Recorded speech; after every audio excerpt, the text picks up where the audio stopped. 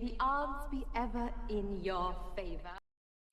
And welcome. We have about 5 seconds to the beginning of the 2024 Vice Presidential Debate.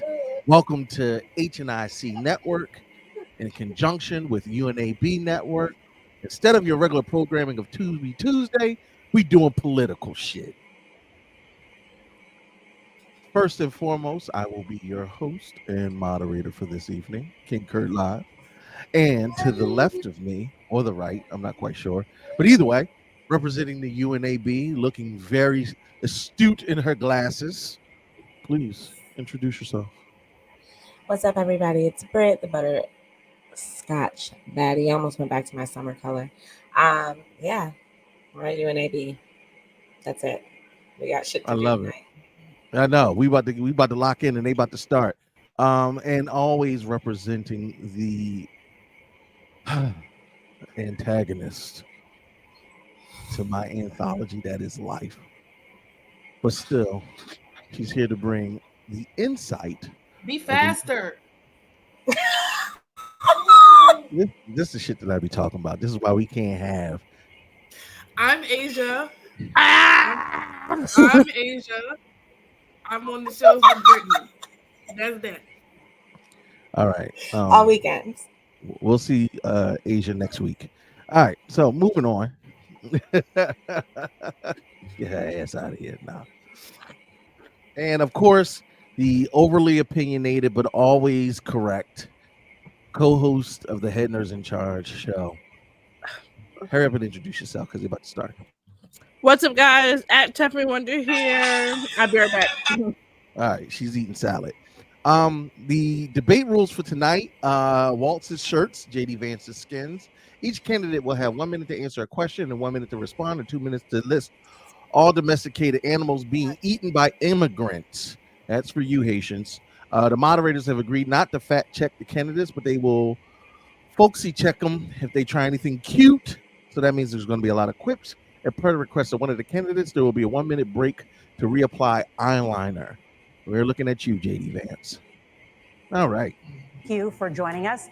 Let's get started. Let's get right into it. Tonight, our country is facing several unfolding crises. The Middle East is on the brink of war. Americans are suffering from the catastrophic impact of Hurricane Helene. And now a labor strike as 25,000 dock workers from Maine to Texas are picketing. We're going to begin tonight. A lot of shit is happening the Middle right East. Margaret. Like right now. Thank you, Nora. Like it just happened today. Earlier today, Iran launched its largest attack yet on Israel, but that attack failed thanks to joint U.S. and Israeli defensive action. President Biden has deployed more than 40,000 U.S. military personnel and assets to that region over the past year to try to prevent a regional war. Iran is weakened, but the U.S. still considers it the largest state sponsor of terrorism in the world, and it has drastically reduced the time it would take to develop a nuclear weapon. It is down now to 1 or 2 weeks' time. Damn. Governor Walz, if you were the final voice in the Situation Room, would you support or oppose a preemptive strike by Israel on Iran? You have 2 minutes. Well, thank you. And thank you for those joining at home tonight. Let's keep in mind where this started.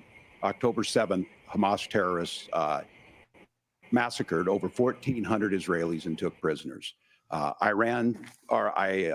Israel's ability to be able to defend itself is absolutely fundamental. Getting its hostages back, fundamental, and ending the humanitarian crisis in Gaza. But the expansion of Israel and its proxies is an absolute fundamental necessity for the United States to have the steady leadership there. You saw it experienced today, where along with our Israeli partners and our coalition, able to stop the incoming attack. But what's fundamental here is that steady leadership is going to matter. It's clear, and the world saw it on that debate stage a few weeks ago, a nearly 80-year-old Donald Trump talking about crowd sizes is not what we need in this moment. Damn, but shots it's not fired just early. that. It's those that were closest to Donald Trump that understand how dangerous he is when the world is this dangerous. His chief of staff, John Kelly, said that he was the most flawed human being he'd ever met. And both of his secretaries of defense and his national security advisors said he should be nowhere near the White House. Now, the person closest to them Donald Trump said he's unfit for the highest office. That was Senator Vance.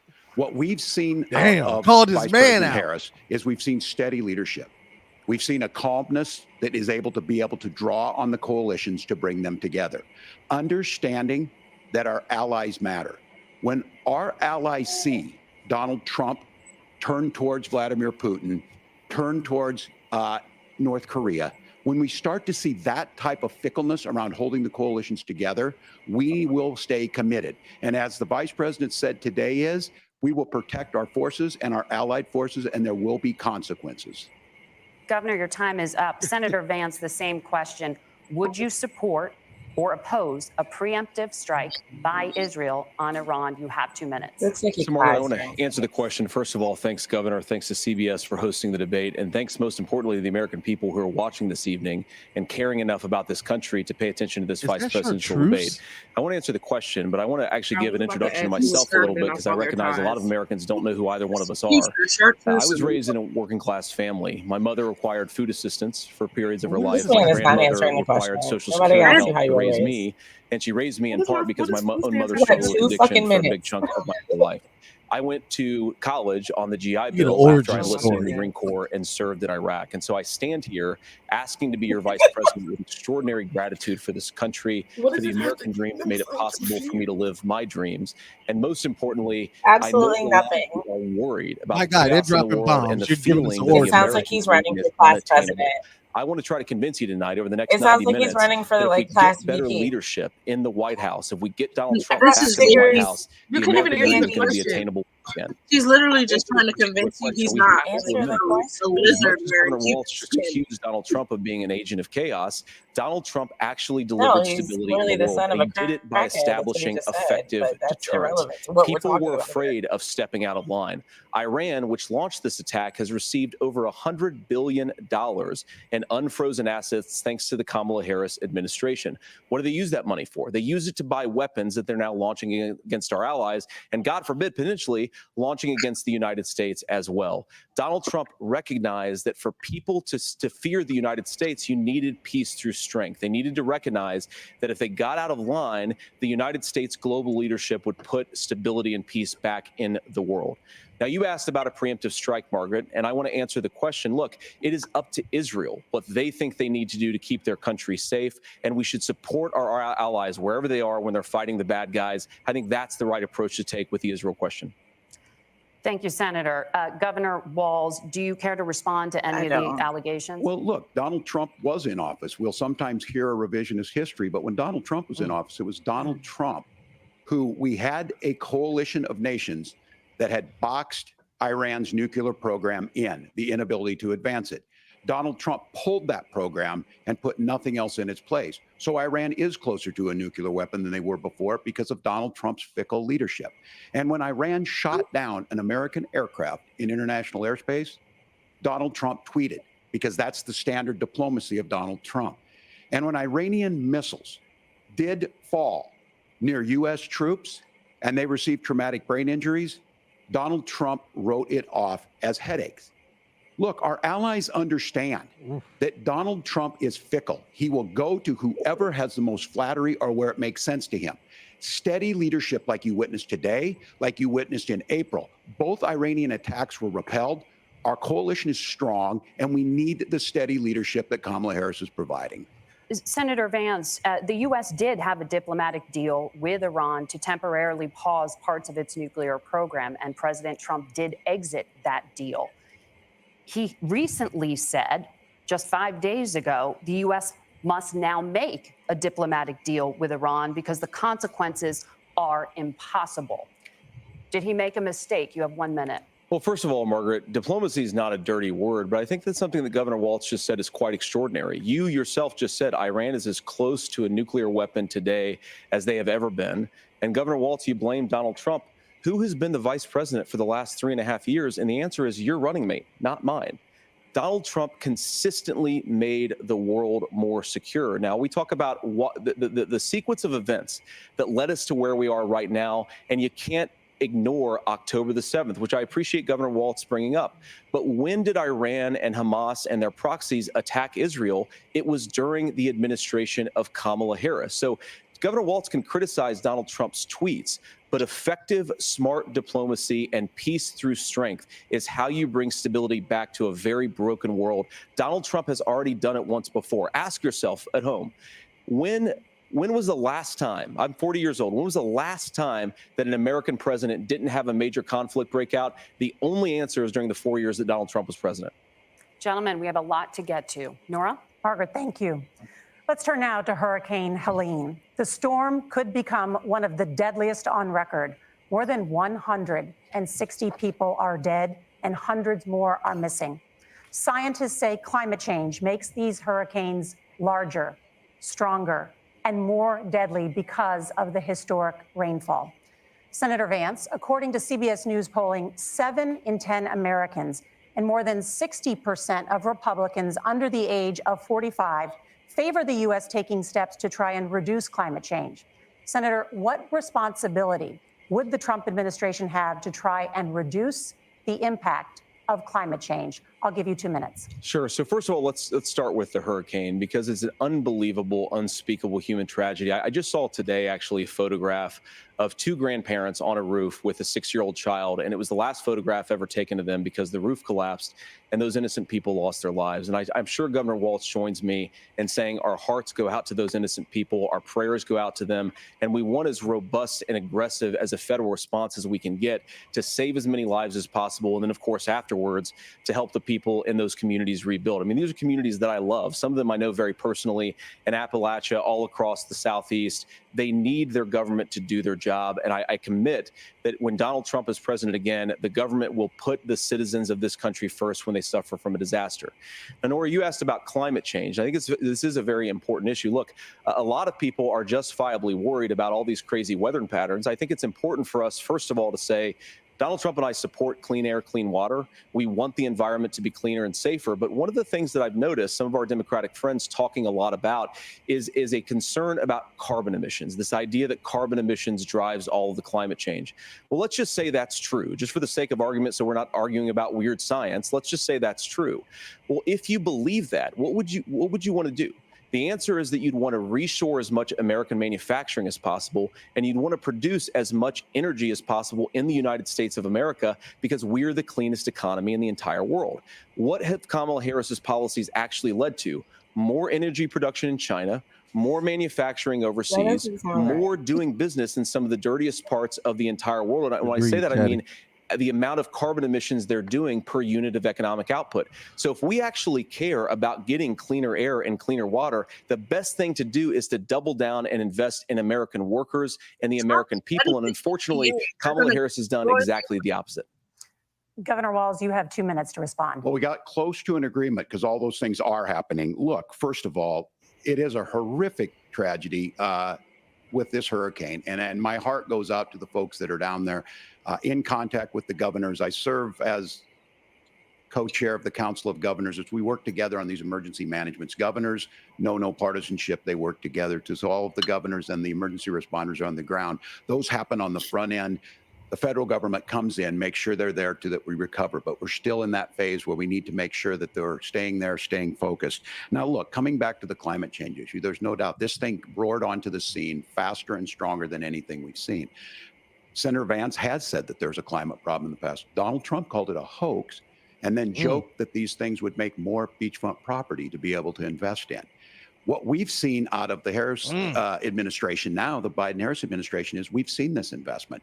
We've seen massive investments, the biggest in global history that we've seen in the Inflation Reduction Act, has created jobs all across the country. 2,000 in Jeffersonville, Ohio, taking the EV technology that we invented and making it here. 200,000 jobs across the country. The largest solar manufacturing plant in North America sits in Minnesota. But my farmers know climate change is real. They've seen 500-year droughts, 500-year floods back to back. But what they're doing is adapting, and this has allowed them to tell me, look, I harvest corn, I harvest soybean, and I harvest wind. We are producing more natural gas and more oil at any time than we ever have. We're also producing more clean energy. So the solution for us is to continue to move forward, that climate change is real. Reducing our impact is absolutely critical, but this is not a false choice. You can do that at the same time you're creating the jobs that we're seeing all across the country. That's exactly what this administration has done. We are seeing us becoming an energy superpower for the future, not just the current. And that's what absolutely makes sense. And then we start thinking about how do we mitigate these disasters. Thank you. Senator, I want to give you an opportunity to respond there. The governor mentioned that President Trump has called climate change a hoax. Do you agree? Well, look, what the president has said is that if the Democrats, in particular Kamala Harris and her leadership, if they really believe that climate change is serious, what they would be doing is more manufacturing and more energy production in the United States of America, and that's not what they're doing. So clearly, Kamala Harris herself doesn't believe her own rhetoric on this. If she did, she would actually agree with Donald Trump's energy policies. Now, something Governor Walz said I think is important to touch upon, because when we talk about clean energy, I think that's a slogan that often the Democrats will use here. And I'm talking, of course, about the Democratic leadership. And the real issue is that if you're spending hundreds of millions or even billions of dollars of American taxpayer money on solar panels that are made in China, number one, you're going to make the economy dirtier. We should be making more of those solar panels here in the United States of America. Some of them are, Tim, but a lot of them are being made overseas in China, especially the components that go into those solar panels. So if you really want to make the environment cleaner, you've got to invest in more energy production. We haven't built a nuclear facility, I think, one in the past 40 years. Senator. Natural gas, we got to invest more in it. Kamala Harris has done the opposite. That's raised energy prices and also meant that we're doing Senator, worse by the climate. Senator, your time is up. Governor, would you like to respond? Well, look, we're producing more natural gas than we ever have. There's no moratorium on that. We're producing more oil. But the folks know, and like I said, again, these are not liberal folks. These are not folks that are Green New Deal folks. These are farmers that have been drought one year, massive flooding the next year. They understand that it makes sense. Look, our number one export cannot be topsoil from erosion from these massive storms. We saw it in Minnesota this summer. And thinking about how do we respond to that, we're thinking ahead on this. And what Kamala Harris has been able to do in Minnesota, we're starting to weatherproof some of these things. The infrastructure law that was passed allows us to think about mitigation in the future. How do we make sure that we're protecting by burying our power lines? How do we make sure that we're protecting lakefronts and things that we're seeing more and more of? But to call it a hoax and to take the oil company executives to Mar-a-Lago, say, give me money for my campaign and I'll let you do whatever you want. We can be smarter about that. And an all-above energy policy is exactly what she's doing, creating those jobs right here. Governor, your time is up. The overwhelming consensus among scientists is that the Earth's climate is warming at an unprecedented rate. Margaret? Thank you, Nora. We're going to turn now to immigration. The crisis at the U.S.-Mexico border consistently ranks as one of the top issues for American voters. Senator Vance, your campaign is pledging to carry out the largest mass deportation plan in American history and to use the U.S. military to do so. Could you be more specific about exactly how this will work? For example, would you deport parents who have entered the U.S. illegally and separate them from any of their children who were born on U.S. soil? You have 2 minutes. So first of all, Margaret, before we talk about deportations, we have to stop the bleeding. We have a historic immigration crisis because Kamala Harris started and said that she wanted to undo all of Donald Trump's border policies. 94 executive orders suspending deportations, decriminalizing illegal aliens, massively increasing the asylum fraud that exists in our system. That has opened the floodgates. And what it's meant is that a lot of fentanyl is coming into our country. I had a mother who struggled with opioid addiction and has gotten clean. I don't want people who are struggling with addiction to be deprived of their second chance because Kamala Harris let in fentanyl into our communities at record levels. So you've got to stop the bleeding. You've got to re-implement Donald Trump's border policies, build the wall, re-implement deportations. And that gets me to your point, Margaret, about what do we actually do? So we've got 25 million illegal aliens who are here in the country. What do we do with them? I think the first thing that we do is we start with the criminal migrants. About 1 million of those people have have committed some form of crime in addition to crossing the border illegally. I think you start with deportations on those folks. And then I think you make it harder for illegal aliens to undercut the wages of American workers. A lot of people will go home if they can't work for less than minimum wage in our own country. And by the way, that'll be really good for our workers who just want to earn a fair wage for doing a good day's work.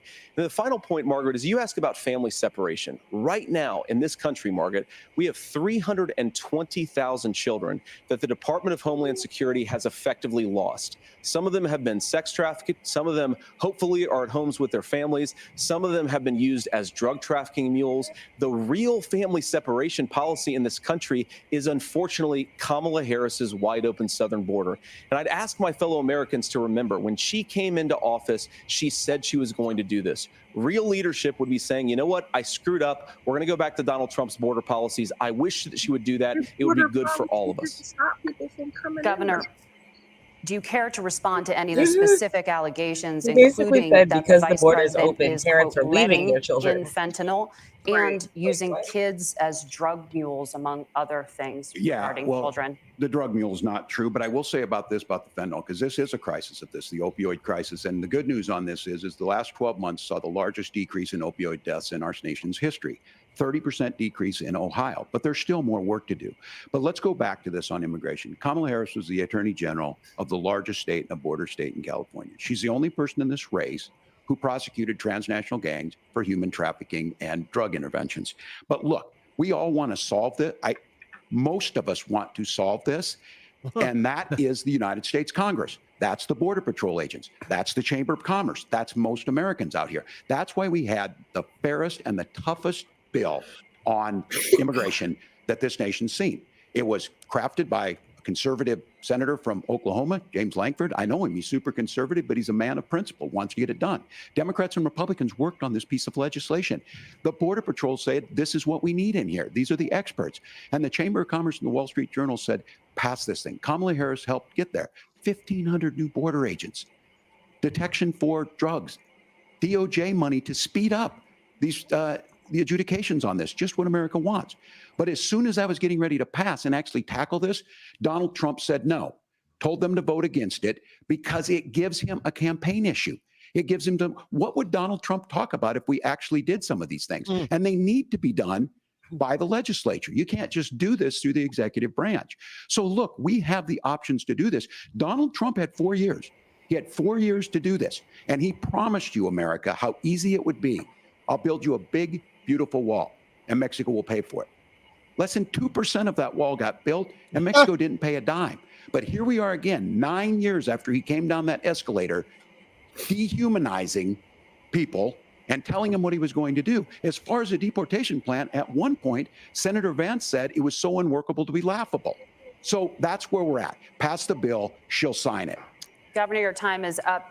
Senator, the question was, will you separate parents from their children, even if their kids are U.S. citizens? You have 1 minute. Margaret, my point is that we already have massive child separations thanks to Kamala Harris's open border. And I didn't accuse Kamala Harris of inviting drug mules. I said that she enabled the Mexican drug cartels to operate freely in this country. And we know that they use children as drug mules, and it is a disgrace, and it has to stop.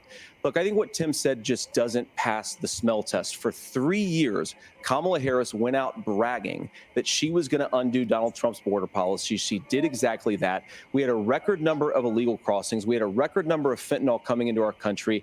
And now that she's running for president, or a few months before, she says that somehow she got religion and cared a lot about a piece of legislation.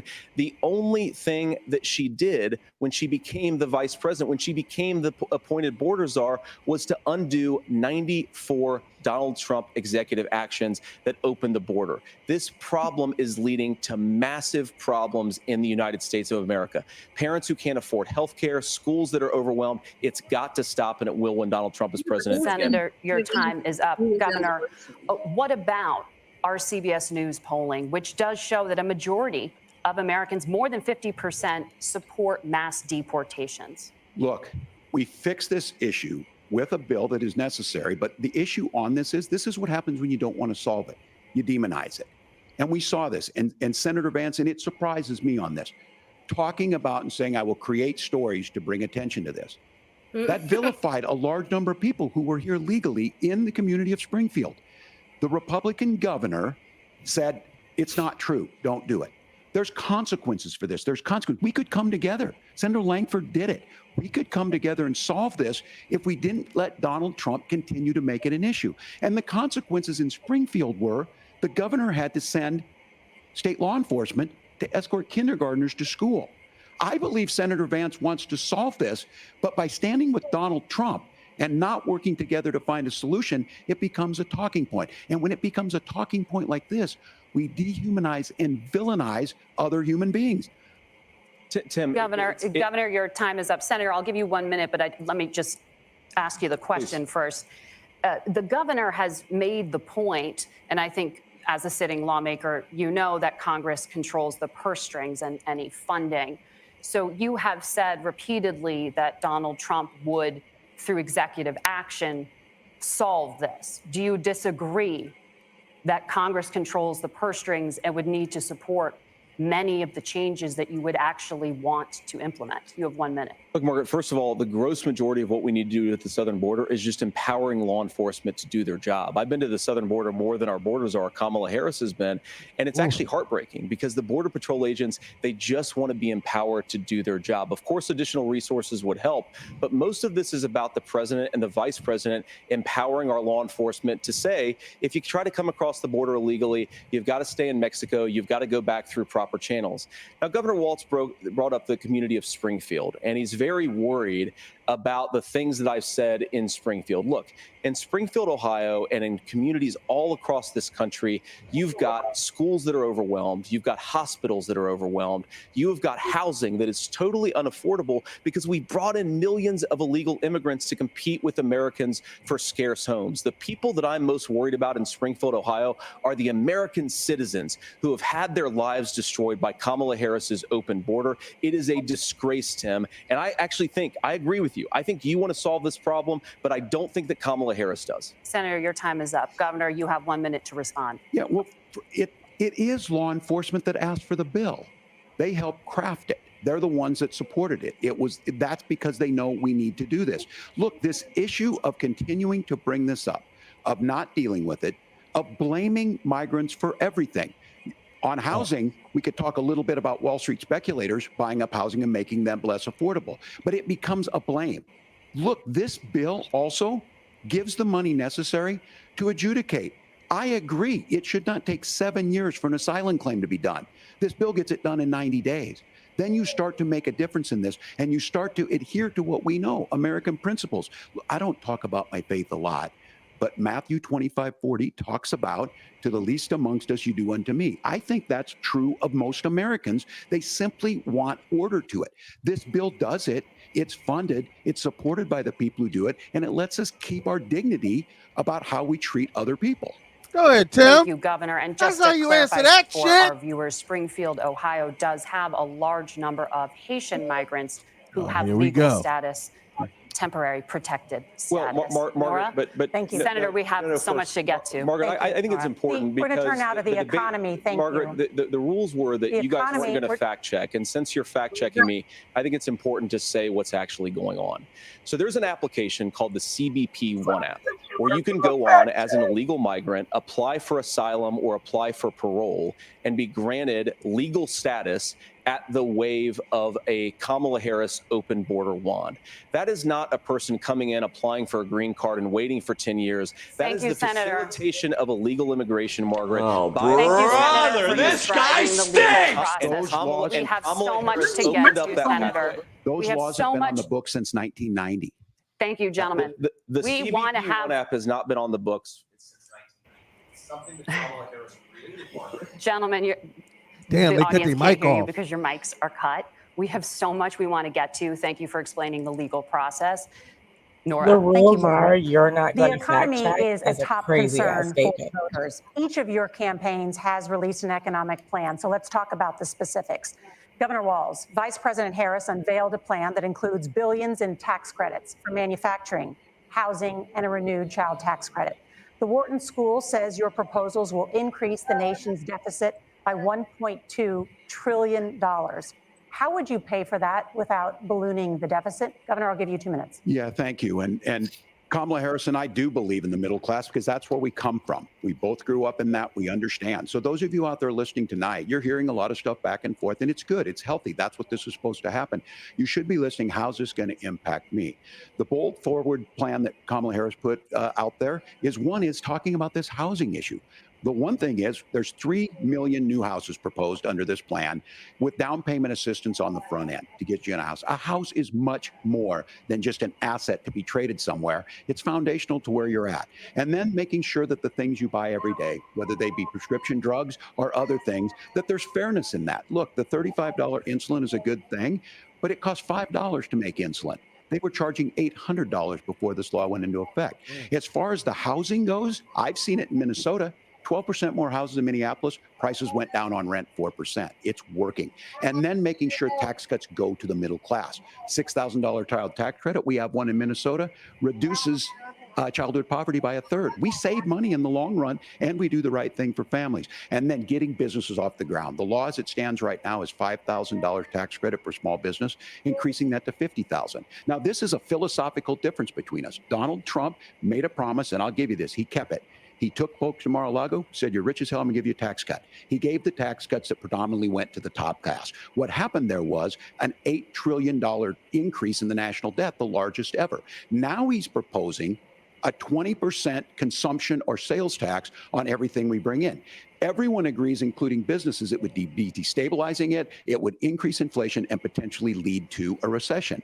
Look, this is simple for you. Where are we going? Kamala Harris has said to do the things she wants to do, we'll just ask the wealthiest to pay their fair share. When you do that, our system works best, more people are participating in it, and folks have the things that they need. Senator, I want to give you a moment to respond on that. But similarly, the Wharton School has done an analysis of the Trump plan and says it would increase the nation's deficit by $5.8 trillion.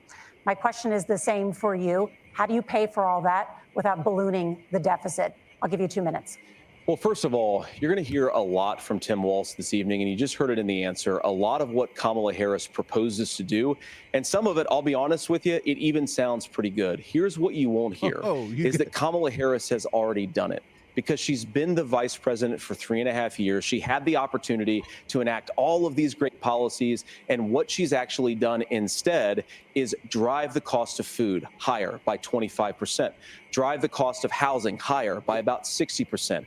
Open the American southern border and make middle-class life unaffordable for a large number of Americans. If Kamala Harris has such great plans for how to address middle-class problems, then she ought to do them now. Not when asking for a promotion, but in the job the American people gave her 3.5 years ago. And the fact that she isn't tells you a lot about how much you can trust her actual plans. Now, Donald Trump's economic plan is not just a plan, but it's also a record. A lot of those same economists attack Donald Trump's plans, and they have PhDs, but they don't have common sense and they don't have wisdom, because Donald Trump's economic policies delivered the highest take-home pay in a generation in this country, 1.5% inflation, and to boot, peace and security all over the world. So when people say that Donald Trump's economic plan doesn't make sense, I say look at the record. He delivered rising take-home pay for American workers. Now, Tim admirably admits that they want to undo the Trump tax cuts. But if you look at what was so different about Donald Trump's tax cuts, even from previous Republican tax cut plans, is that a lot of those resources went to giving more take-home pay to middle class and working class Americans. It was passed in 2017, and you saw an American economic boom unlike we've seen in a generation in this country. That is a record that I'm proud to run on, and we're going to get back to that common sense wisdom so that you can afford to live the American dream again. I know a lot of you are struggling. I know a lot of you are worried about paying the bills. It's going to stop when Donald Trump brings back common sense to this country. Governor, do you want to respond to that? What has Kamala Harris done for the middle class? Yeah, well, Kamala Harris's day one was Donald Trump's failure on COVID that led to the collapse of our economy. We were already before COVID in a manufacturing recession, but 10 million people out of work, largest percentage since the Great Depression. 9 million jobs closed on that. That was day one. Whether it was the Infrastructure Act or other things we moved. Now, you made a question about experts, said this. I've made a note of this. Economists can't be trusted. Science can't be trusted. National security folks can't be trusted. Look, if you're going to be president, You don't have all the answers. Donald Trump believes he does. My pro tip of the day is this. If you need heart surgery, listen to the people at the Mayo Clinic in Rochester, Minnesota, not Donald Trump. And the same thing goes with this. And I ask you out there, teachers, nurses, truck drivers, or whatever, how is it fair that you're paying your taxes every year and Donald Trump hasn't paid any federal tax in the last 15 years, and the last year as president? That's what's wrong with the system. There's a way around it, and he's bragged about that. We're just asking for fairness in it, and that's all you want.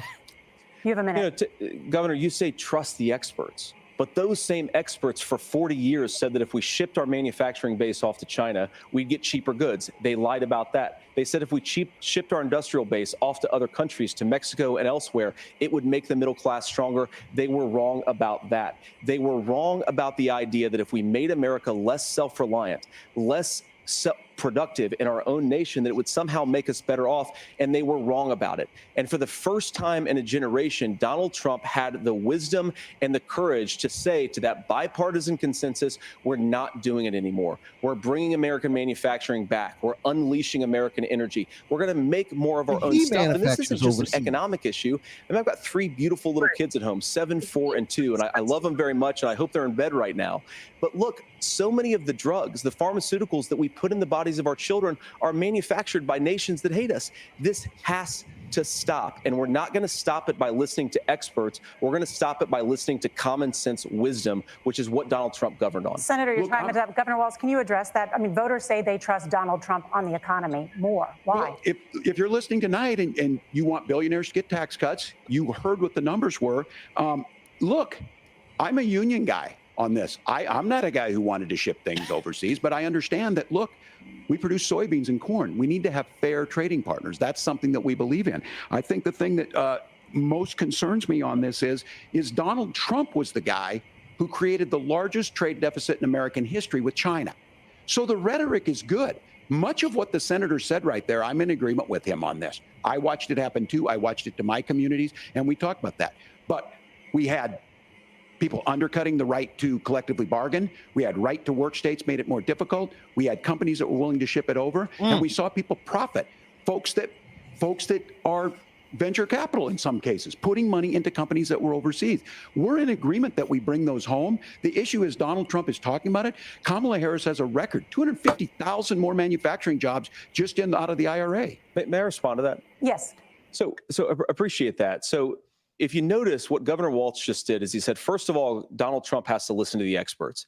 And then when he acknowledged that the experts screwed up, he said, well, Donald Trump didn't do nearly as good of a job as the statistics show that he did.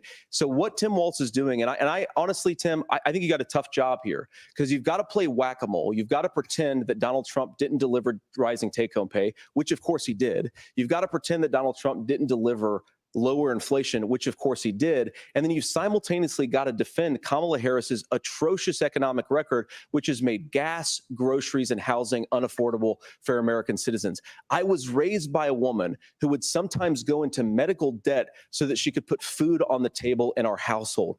I know what it's like to not be able to afford the things that you need to afford. We can do so much better. To all of you watching, we can get back to an America that's affordable again. We just got to get back to common sense economic principles. I hope we have a conversation on healthcare then. Senator, Governor, please. Thank you. Margaret? We have a lot to get to ahead, gentlemen, on many topics. But right now, I want to talk about personal qualifications.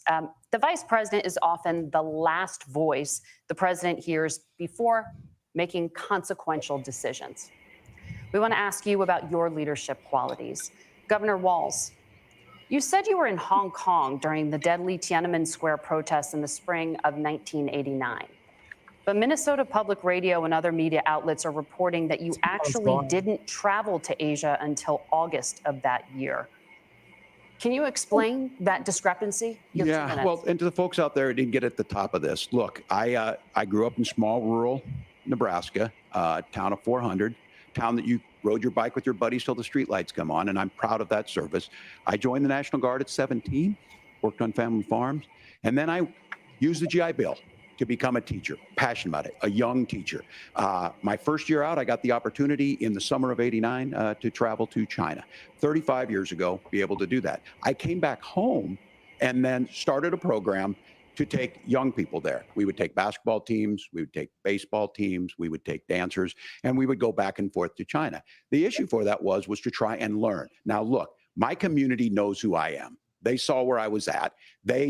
Look, I will be the first to tell you, I have poured my heart into my community. I've tried to do the best I can, but I've not been perfect. And I'm a knucklehead at times, but it's always been about that. Those same people elected me to Congress for 12 years. You're not answering the and question, in Congress, I was one of the most bipartisan people, working on things like farm bills that we got done, working on veterans benefits. And then the people of Minnesota were able to elect me to governor twice.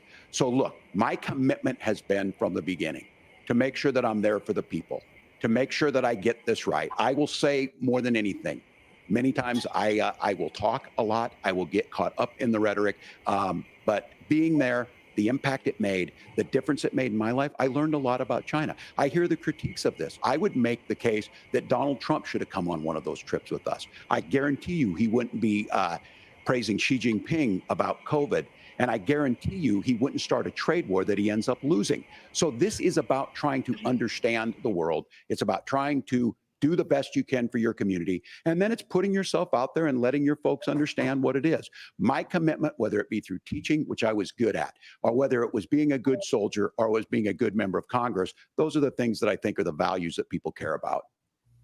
Governor, just to follow up on that, the question was, can you explain the discrepancy? All I said on this was I got there that summer and misspoke on this. So I will just, that's what I've said. So I was in don't say that now, China during the democracy protest. And from that, I learned a lot of what needed to be in governance. He fucked up. He fucked up.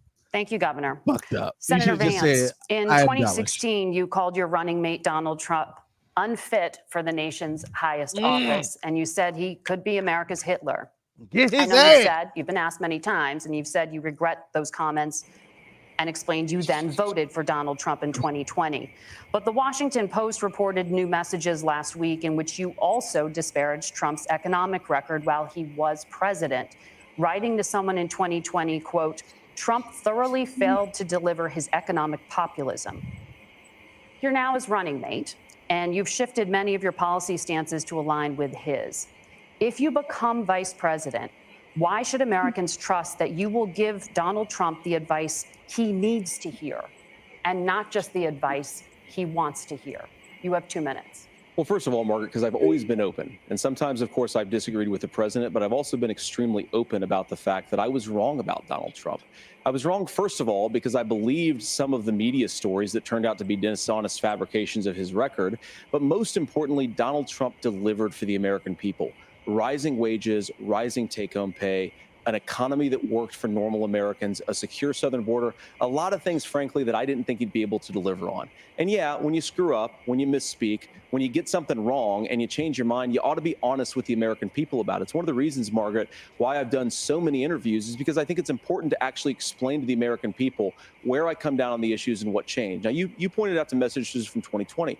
Margaret, I've been extremely consistent that I think there were a lot of things that we could have done better in the Trump administration the first round if Congress was doing its job. I strongly believe, and I've been a United States Senator, that Congress is not just a high-class debating society. It's not just a forum for senators and congressmen to whine about problems. It's a forum to govern. So there were a lot of things on the border, on tariffs, for example, where I think that we could have done so much more if the Republican Congress and the Democrats in Congress had been a little bit better about how they govern the country. They were so obsessed with impeaching Donald Trump, they couldn't actually govern. And I want to talk about this tariff issue in particular, Margaret, because Tim just accused this of being a national sales tax. Look, the one thing, and you're probably surprised to hear me praising Joe Biden, but the one thing that Joe Biden did is he continued some of the Trump tariffs that protected American manufacturing jobs. And it's the one issue, the most pro-worker part of the Biden administration, it's the one issue where Kamala Harris has run away from Joe Biden's record. Think about this. If you're trying to employ slave laborers in China at $3 a day, you're going to do that and undercut the wages of American workers unless our country stands up for itself and says, you're not accessing our markets unless you're paying middle-class Americans a fair wage. Senator, your time is up. Nora? Thank you. Now to the issue of reproductive rights. Governor Walz, after Roe versus Wade was overturned, you signed a bill into law that made Minnesota one of the least restrictive states in the nation when it comes to abortion.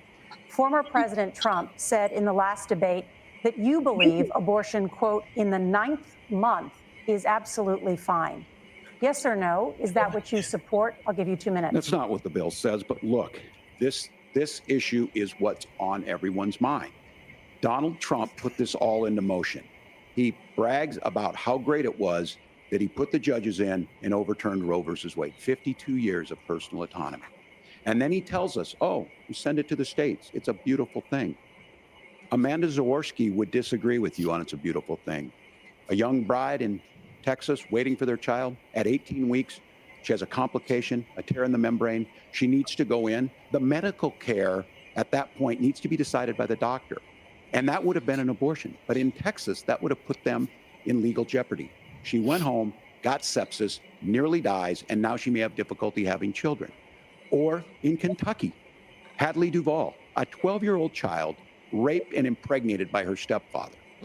Those are horrific. Now, when God asked about that, Senator Vance said 2 wrongs don't make a right. There is no right in this. So in Minnesota, what we did was restore Roe versus Wade. We made sure that we put women in charge of their health care. But look, this is not where, if you don't know Amanda or a Hadley, you soon will. Their Project 2025 is going to have a registry of pregnancies. It's going to make it more difficult, if not impossible, to get contraception and limit access, if not eliminate access to infertility treatments. For so many of you out there listening, me included, infertility treatments are why I have a child.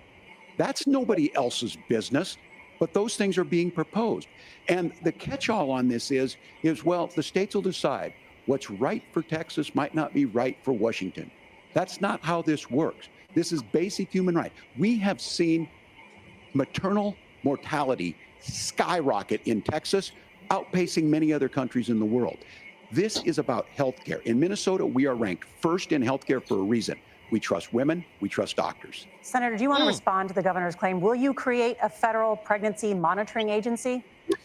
No, Nora, certainly we won't. And I want to talk about this issue because I know a lot of Americans care about it, and I know a lot of Americans don't agree with everything that I've ever said on this topic. And, you know, I grew up in a working class family in a neighborhood where I knew a lot of young women who had unplanned pregnancies and decided to terminate those pregnancies because they feel like they didn't have any other options. And, you know, one of them is actually very dear to me. And I know she's watching tonight, and I love you. And she told me something a couple years ago that she felt like if she hadn't had that abortion, that it would have destroyed her life because she was in an abusive relationship. And I think that what I take from that as a Republican who proudly wants to protect innocent life in this country, who proudly wants to protect the vulnerable, is that my party, we've got to do so much better of a job at earning the American people's trust back on this issue where they frankly just don't trust us. And I think that's one of the things that Donald Trump and I are endeavoring to do.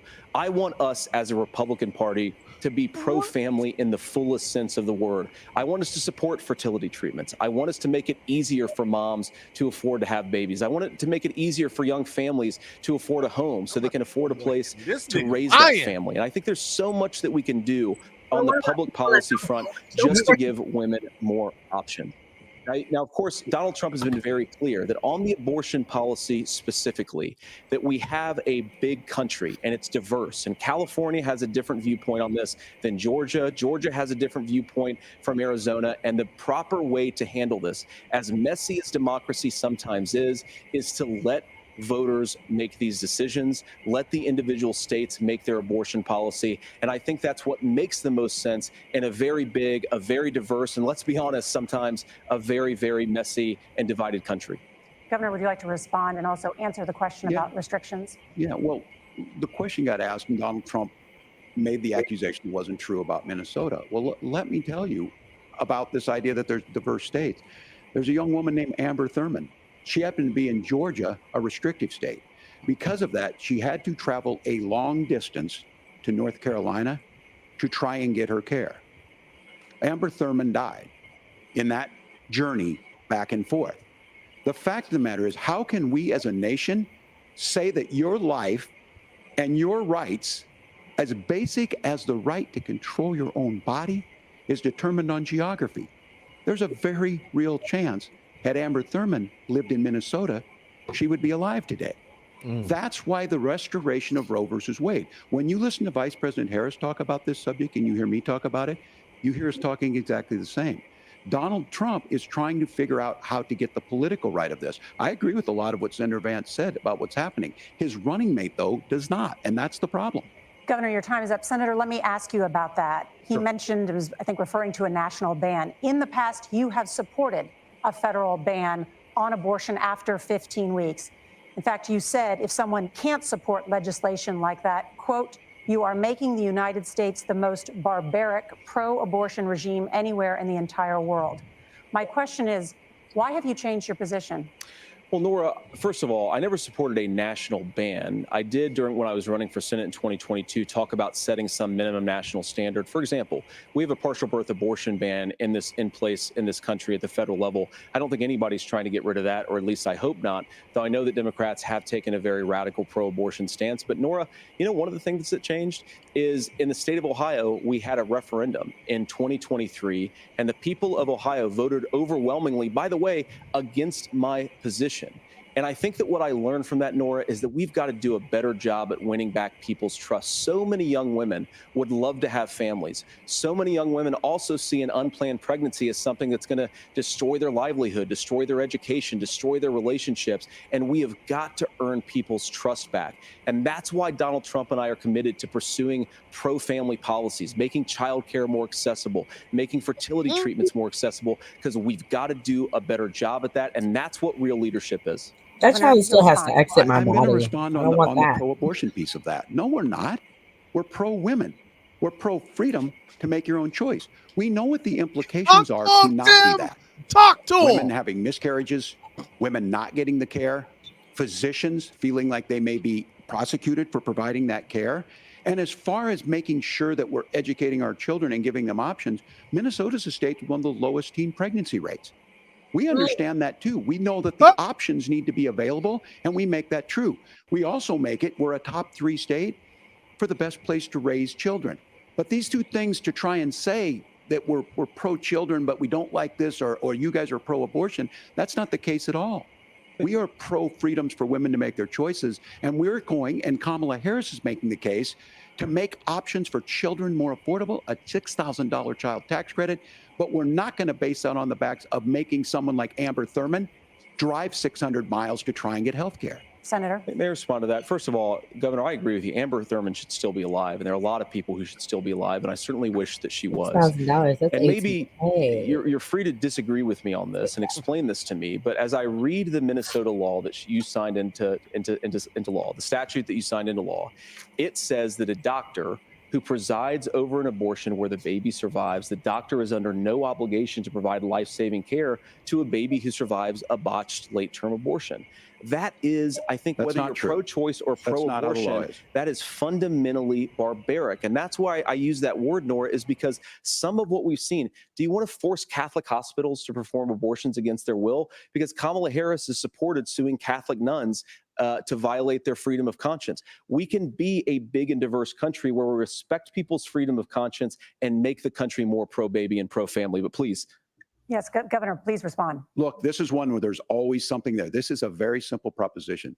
These are women's decisions to make about their healthcare decisions, and the physicians who know best when they need to do this. Trying to distort the way a law is written to try and make a point, that's not it at all. What was I wrong about, Governor? Please tell me, what was I wrong about? That is not the way the law is written. Look, I've given I've given this advice on a lot of things, that getting involved, that's been misread, and it was fact-checked at the last debate.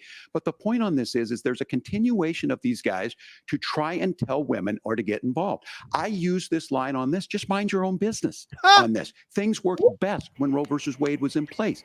When we do a restoration of Roe, that works best. That doesn't preclude us from increasing funding for children. It doesn't increase us from making sure that once that child's born, like in Minnesota, they get meals, they get early childhood education, they get health care. So the hiding behind we're going to do all these other things when you're not proposing them in your budget. Kamala Harris is proposing them. She's proposing all those things to make life easier for families. I asked a specific question, Governor. You gave me a slogan as a response. It's not the case. It's not true. That's not what the law says. So they fact-checked it with President Trump. Gentlemen, there's a lot to discuss. We have to move on, and we're going to be right back with much more of the CBS News finally, presidential debate in just a moment. This is this one is this is nice to meet the ball. Oh, I mean, at least they're talking about shit. All right, so we got 4 minutes. There's a 4-minute commercial break, and then they'll come back. There's going to be 2 of them.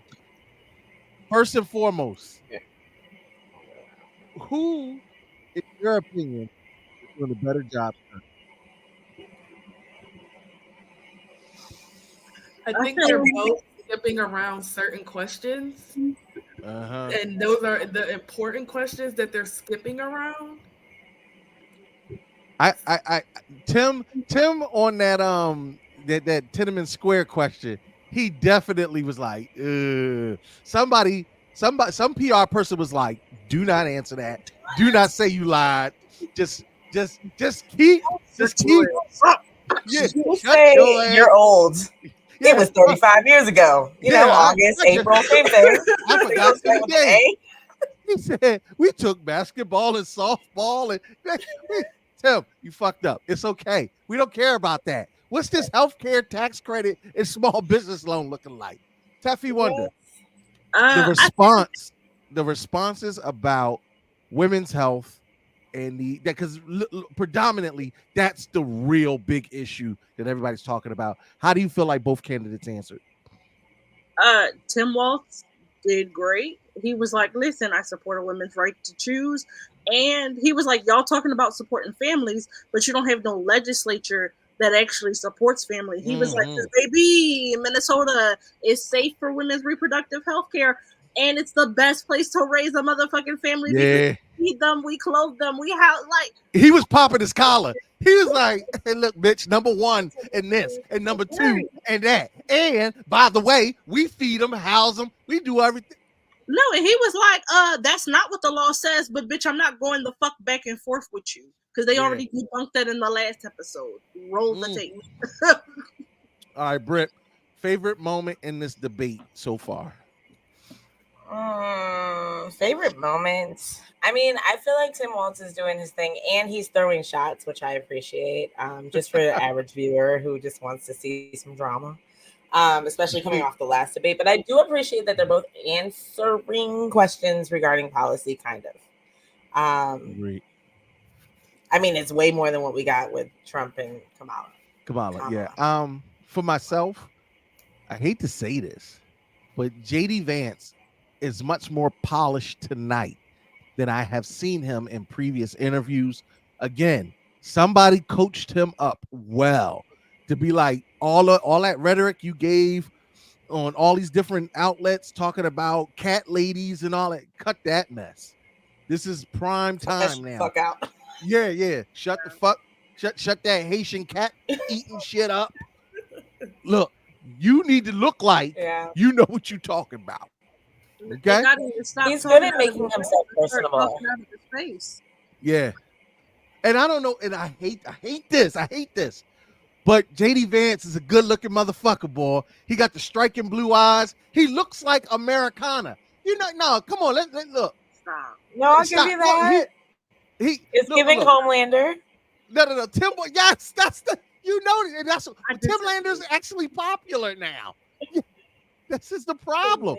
Tim Walz looks like the teacher that you love and all of that good stuff. But JD Vance, boy, that eyeliner is doing it.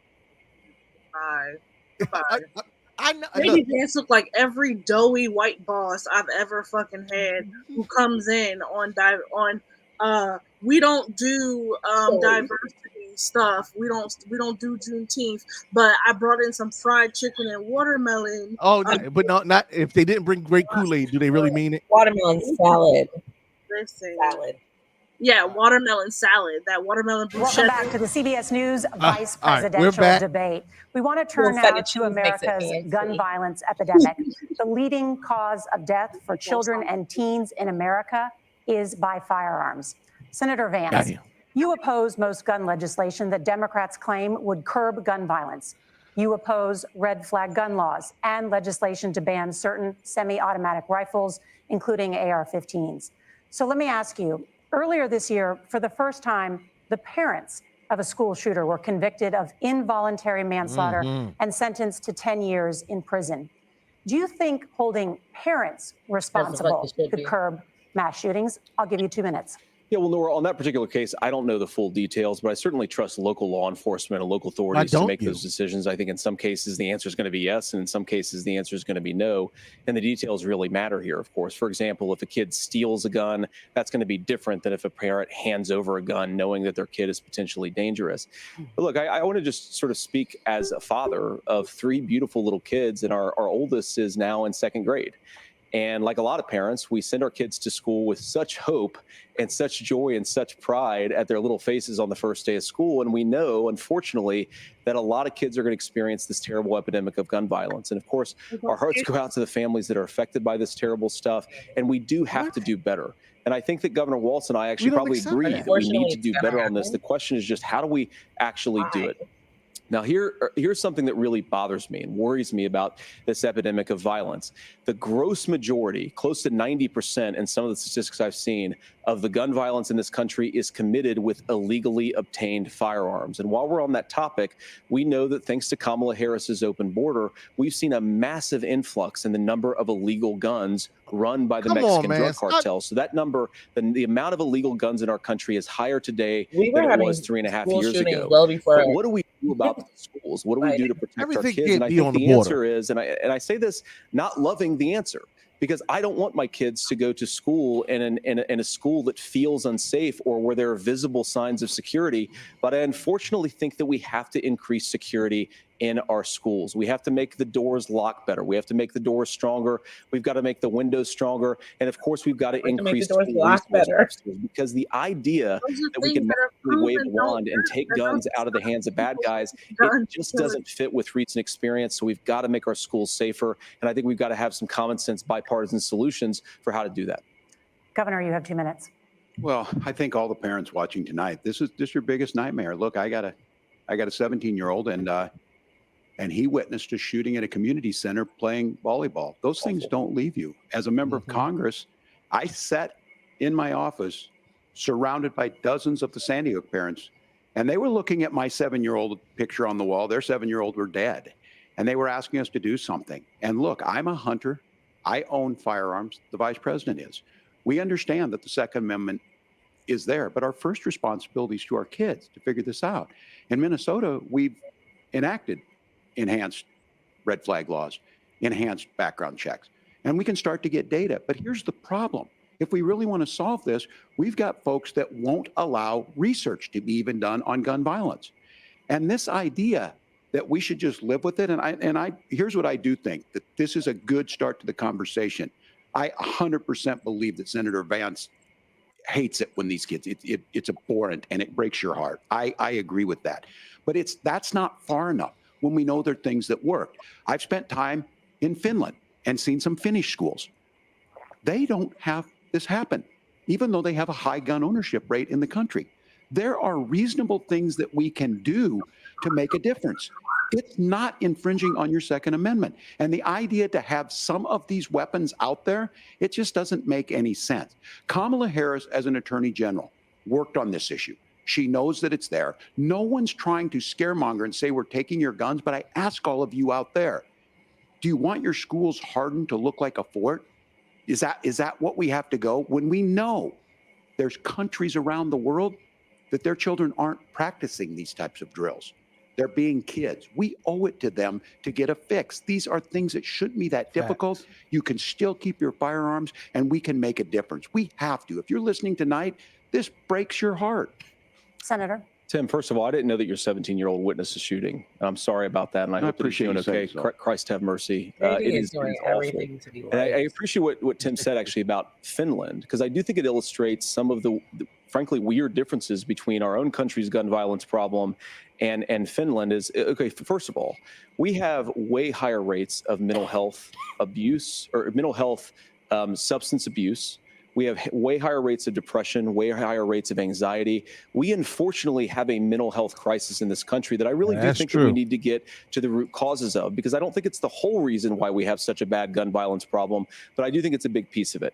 Another driver of the gun violence epidemic, especially that affecting our kids, it doesn't earn as many headlines, but is the terrible gun violence problem in a lot of our big cities. And this is why we have to empower law enforcement to arrest the bad guys, put them away, and take gun offenders off the streets. I think there's a whole host of things that we can do here, but I do think at our schools, we've got to talk about more security. Senator, thank you. Governor, you previously opposed an assault weapons ban, but only later in your political career did you change your position. Why? Yeah, I sat in that office with those Sandy Hook parents. I've become friends with school shooters. I've seen it. Look, the NRA, I was the NRA guy for a long time. They used to teach gun safety.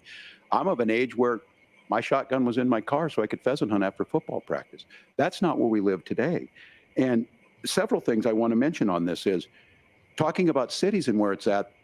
The number one where the most firearm deaths happen in Minnesota are rural suicides. And we have an epidemic of children getting guns and shooting themselves. And so that makes a good point. And we should look at all of the issues, making sure folks have health care and all that. But I want to be very careful. This idea of stigmatizing mental health, just because you have a mental health issue doesn't mean you're violent. And I think what we end up doing is we start looking for a scapegoat. Sometimes it just is the guns. It's just the guns. And there are things that you can do about it. But I do think that this is one, and I think this is a healthy conversation. I think there's a capacity to find solutions on this that work, protect Second Amendment, protect our children. That's our priority. Gentlemen, thank you. Margaret? Thank you, Nora. Let's turn now to the top contributor to inflation, the high cost of housing and rent. There's a shortage of more than 4 million homes in the United States, and that contributes to the high housing prices. Governor Walz, the Harris campaign promises a $25,000 down payment assistance for first-time home buyers and a $10,000 tax credit. They also promise to build 3 million new homes. Where are you building these homes, and won't handing out that kind of money just drive up prices higher? No, it's not handing out. We have, first, let me say this issue of housing, and I think those of you listening on this, the problem we've had is that we've got a lot of folks that see housing as another commodity. It can be bought up, it can be shifted, it can be moved around. Those are not folks living in those houses. Those of you listening tonight, that house is a big deal. I bought and owned one house in my life. My mom still lives in the house where I was. And when I think of a house, I'm thinking of Christmas services after midnight mass where you go with your family. We need to make it more affordable. And one of the things, as I said, this program that the vice president is pushing forward and bringing a new way of approaching this is something we're doing in Minnesota from that lead. We in the state invested in making sure our housing was the biggest investment that we'd ever made in housing. It starts to make it easier. We cut some of the red tape. Local folks, look, we can't do it at the federal level, but local folks make it easier to build those homes. And then that down payment assistance. I can tell all of you out there, certainly for me, using the GI Bill was one thing, but a veteran's home loan, the big thing about a veteran's home loan is you don't have to pay the down payment. Those are things that make it there. Now, look, you're going to pay it back and you're going to pay your mortgage. Those are things that we know in the long run, the appreciated value, the generational wealth that's created from it. And I will give Minneapolis an example. Minneapolis is the one city where we've seen the lowest inflation rates. We've seen a 12% increase in stock because we put some of these things in, and we're implementing a state program to make sure we give some of that down payment assistance. We get it back from people because here's what we know. People with stable housing end up with stable jobs. People with stable housing have their kids able to get to school. All of those things in the long run end up saving our money. And that's the thing that I think we should be able to find some common ground in, but we can't blame immigrants for the only reason. That's not the case that's happening in many cities. The fact of the matter is that we don't have enough naturally affordable housing, but we can make sure that the government's there to help kickstart it, create that base. Governor, your time is up. Senator Vance, as far as your campaign's position, the promise is to seize federal lands to build homes, remove regulation, provide tax breaks, and cut back on immigration, which you say pushes up prices.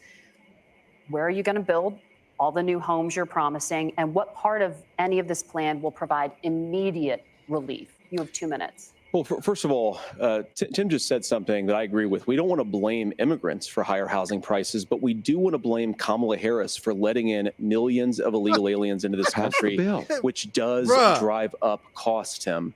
25 million illegal aliens competing with Americans for scarce homes is one of the most significant drivers of home prices in the country. It's why we have massive increases in home prices that have happened right alongside massive increases in illegal alien populations under Kamala Harris's leadership. Now, Tim just mentioned a bunch of ideas. Now, some of those ideas I actually think are halfway decent, and some of them I disagree with. But the most important thing here is Kamala Harris is not running as a newcomer to politics. She is the sitting vice president. If she wants to enact all of these policies to make housing more affordable, I invite her to use the office that the American people already gave her, not sit around and campaign and do nothing while Americans find the American dream of homeownership completely unaffordable.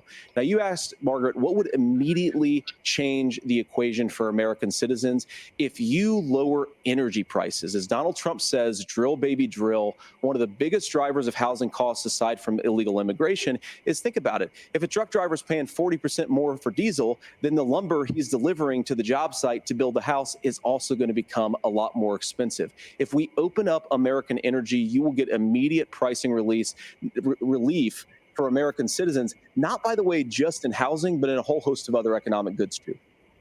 Senator Vance, you still have 23 seconds there. Do you want to answer? Can I have it? Where, Governor, we will get to you in a moment. But Senator, where are you going to seize the federal lands? Can you clarify?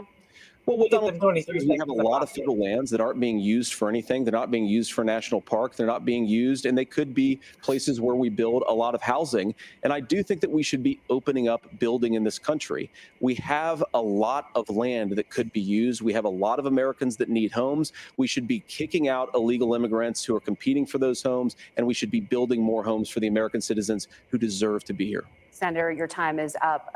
Governor, I do want to let you respond to the allegation that the vice president is letting in. Well, of course, that's not true. And again, you have the facts. I guess we agreed not to fact check. I'll check it. That, look, crossings are down compared to when Donald Trump left office. But it's, again, blaming and not trying to find the solution. I was going to ask, though, on this question, are we going to drill and build houses in the same federal land? And I think when people hear federal lands, these are really important pieces of land. Now, Minnesota doesn't have a lot of federal lands. I know in the western part of the countries we do. There's not a lot of federal lands in and around Minneapolis, for example. So the issue is I don't understand the federal lands issue unless we see this, and I worry about this as someone who cares deeply about our national parks and our federal lands. Look, Minnesota, we protect these things. We've got about 20% of the world's fresh water. These lands protect. They're there for a reason. They belong to all of us. But again, this is when you view housing and you view these things as commodities. Like, there's a chance to make money here. Let's take this federal land and let's sell it to people for that. I think there's better ways to do this. We've seen it in Minnesota. We're able to refurbish some of these houses. We're able to make some investments. That gets people in. And I'm still on the fact on this. Economists. Senator Vance, you said you don't like the economists. Which economists are saying that it is immigrants that's adding to the cost? Governor, your time is up. But Senator, on that point, I'd like for you to clarify. There are many contributing factors to high housing costs. What evidence do you have that migrants are part of this problem? Well, there's a Federal Reserve study that we're happy to share after the debate. We'll put it up on social media, actually, that really drills down on the connection between increased levels of migration, especially illegal immigration, and higher housing prices. Now, of course, Margaret, that's not the entire driver of higher housing prices. It's also the regulatory regime of Kamala Harris. Look, we are a country of builders. We're a country of doers. We're a country of explorers. But we increasingly have a federal administration that makes it harder to develop our resources resources, makes it harder to build things, and wants to throw people in jail for not doing everything exactly as Kamala Harris says they have to do. And what that means is that you have a lot of people who would love to build homes who aren't able to build homes. I actually agree with Tim Walz. We should get out of this idea of housing as a commodity. But the thing that has most turned housing into a commodity is giving it away to millions upon millions of people who have no legal right to be here. What are the federal regulations? I deal with this as a governor. You can very quickly reply. I'm sorry. I get this as a governor, and I don't necessarily disagree with that in some cases, many of those are local, many of them are state. I don't know which ones are federal, but I think whenever we talk regulations, people think they can get rid of them. I think you want to be able to get out of your house in a fire. I think you want to make sure that it's fireproof and those types of things. So which are the regulations? Because the vice president's not responsible for those. Congress writes those. Governor, thank you. Gentlemen, we have a lot to get to. You're passionate about the housing crisis, I can tell. But Nora? Thank you. One of the top problems facing Americans is the high cost of health care. Senator Vance, at the last presidential debate, former President Trump was asked about replacing the Affordable Care Act. In response, he said, "I have concepts of a plan." Since then, Senator, you've talked about changing how chronically ill Americans get health insurance. Can you explain how that would work? And can you guarantee that Americans with pre-existing conditions won't pay more?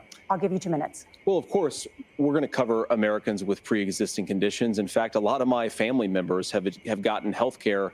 I believe, members of my family actually got private health insurance, at least for the first time, switched off of Medicaid onto private insurance for the first time under Donald Trump's leadership. And I think that, a lot of people have criticized this concepts of a plan remark. I think it's very simple common sense. I think as Tim Walz knows from 12 years in Congress, you're not going to propose a 900-page bill standing on a debate stage. It would bore everybody to tears, and it wouldn't actually mean anything because part of this is the give and take of bipartisan negotiation.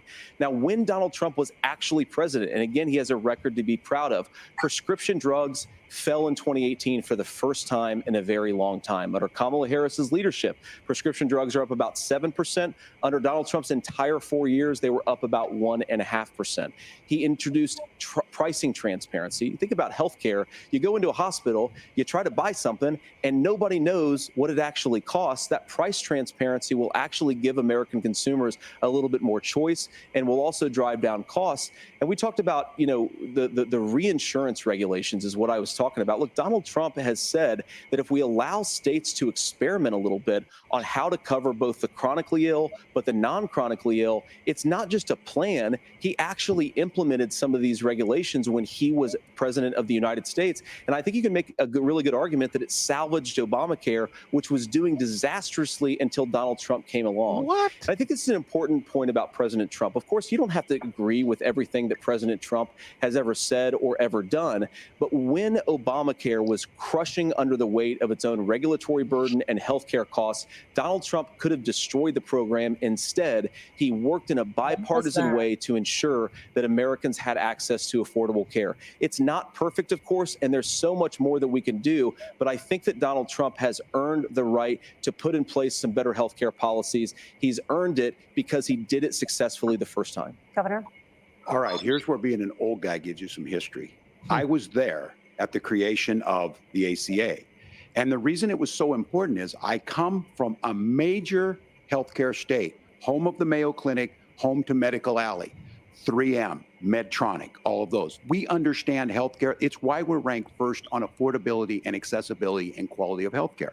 And so what I know is under Kamala Harris, more people are covered than they have before. And those of you listening, this is critical to you. Now, Donald Trump all of a sudden wants to. Go back and remember this. He ran on the first thing he was going to do on day one was to repeal Obamacare. On day one, he tried to sign an executive order to repeal the ACA. He signed on to a lawsuit to repeal the ACA, but lost at the Supreme Court. And he would have repealed the ACA had it not been for the courage of John McCain to save that bill. Now, fast forward, what that means to you is you lose your pre-existing conditions. If you're sitting at home and you got asthma, too bad. If you're a woman, probably not. Broke your foot during football, might kick you out. Your kids get kicked out when they're 26. Kamala Harris negotiated drug prices for the first time with Medicare. We have 10 drugs that will come online, the most common ones that'll be there. But look, this issue, and when Donald Trump said, I got a concept of a plan, it cracked me up as a fourth grade teacher because my kids would have never given me that.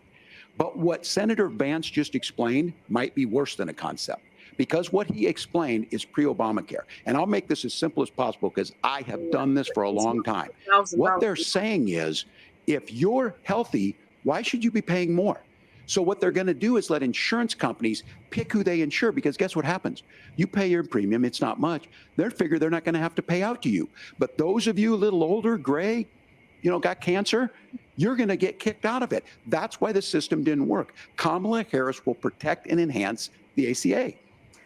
Governor, thank you. Senator, you have not yet explained how you would protect people with pre-existing conditions or laid out that plan. Well, look, we currently have laws and regulations in place right now that protect people with pre-existing conditions. We want to keep those regulations in place, but we also want to make the health insurance marketplace function a little bit better. Now, what Governor Walz just said is actually not true. A lot of what happened, and the reason that Obamacare was crushing under its own weight, is that a lot of young and healthy people were leaving the exchanges. Donald Trump actually helped address that problem, and he did so in a way that preserved people's access to coverage who had pre-existing conditions. But again, something that these guys do is they make a lot of claims about if Donald Trump becomes president, all of these terrible consequences are going to ensue. But in reality, Donald Trump was president. Inflation was low. Take-home pay was higher, and he saved the very program from a Democratic administration that was collapsing and would have collapsed absent his leadership. He did his job, which is govern in a bipartisan way and get results, not just complain about problems, but actually solve them. Governor, did enrollment under the Affordable Care Act go up under the Trump administration? It's higher now that we've seen it go up. Look, people are using it. The system works. And the question about this of young people or whatever, that's the individual mandate piece of this. And Republicans fought tooth and nail saying, well, Americans should be free to do this. Well, then what happens is— So you think the individual mandate's a good idea? I think the idea of making sure the risk pool is broad enough to cover everyone, that's the only way insurance works. When it doesn't, it collapses. You are asking pre-ACA where we get people out. Look, people know that they need to be on health care. People expect it to be there. And when we are able to make it, and we are making it this way, when we incentivize people to be in the market, when we help people who might not be able to afford it get there, and we make sure then when you get sick and old, it's there for you. Because I heard people say, well, I don't want to buy into Medicare or whatever. Good luck buying health care once you get past 70. So look, the ACA works. We can continue to do better. Kamala Harris did that. The way she made everything better was negotiating those 10 drugs on Medicare for the first time in American history. Thank you. Margaret. Can I address that? I apologize. We're out of time. We have a number of subjects to discuss. Vance, Margaret, let's talk about families in America. There is a child care crisis in this country, and the United States is one of the very few developed countries in the world without a national paid leave program for new parents. Governor Walz, you said that if Democrats win both the White House and Congress, this is a day one priority for you. How long should employers be required to pay workers while they are home taking care of their newborns? You have 2 minutes. Yeah, well, that's negotiable, and that's what Congress worked. But here's what the deal is. Americans sitting out there right now, you may work for a big company. Look, we're home in Minnesota to some of the largest Fortune 500 companies. Kamala Harris knows that in California. Those companies provide paid family medical leave. One is, I think they're moral and they think it's a good thing, but it also keeps their employees healthy. We in Minnesota passed a paid family medical leave. You have a child, and I had to go back to work 5 days after my kids were born. This allows you to stay home a certain amount of time. What we know is that gets the child off to a better start. The family works better. We stay in their employers. We get more consistency in that. So Kamala Harris has made it a priority. We implemented it in Minnesota, and we see growth. That's how you become a pro-business state. But the negotiations on it, and here's the issue. Those big companies are able to offer it. Those of you out there who don't have it, just imagine what happens if you get cancer or your child gets sick. We know what happens. You end up staying home. In some cases, that means no paycheck because you've got no protection on that. This is the case of an economy that Donald Trump has set for the wealthiest amongst us. He's willing to give those tax breaks to the wealthiest. He's willing to say, bust those unions up, do whatever. What we're saying is the economy works best when it works for all of us. And so a paid family medical leave program, and I will tell you, go to the families or go to the businesses and ask them. As far as childcare on this, you have to take it at both the supply and the demand side. You can't expect the most important people in our lives to take either our children or our parents to get paid the least amount of money. And we have to make it easier for folks to be able to get into that business and then to make sure that folks are able to pay for that. We were able to do it in Minnesota, and I'm still telling you this. We were listed as the best state. We're still in crisis on this. A federal program of paid family medical leave and help with this will enhance our workforce, enhance our families, and make it easier to have the children that you want. Governor, your time is up. Senator, do you support a national paid leave program? And if so, for how long should employers be mandated to pay their employees while they are home taking care of their newborn? You have 2 minutes. Yeah, well, first of all, Margaret, a number of my Republican colleagues and some Democrats, too, have worked on this issue. And I think there is a bipartisan solution here because a lot of us care about this issue. I mean, look, I speak from this very personally because I'm married to a beautiful woman who's an incredible mother to our 3 beautiful kids, but is also a very, very brilliant corporate litigator. And I'm so proud of her. But being a working mom, even for somebody with all of the advantages of my wife, is extraordinarily difficult.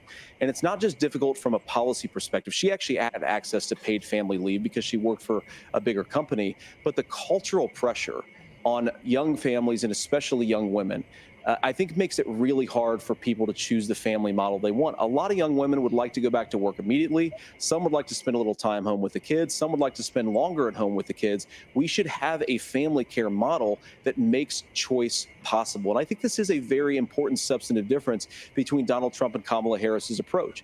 I mean, look, if you look at the federal programs that we have that support paid family leave right now, the Community Development Block Grant, and there's another block grant program that spends a lot of money from the federal government. These programs only go to one kind of childcare model. Let's say you'd like your church maybe to help you out with childcare.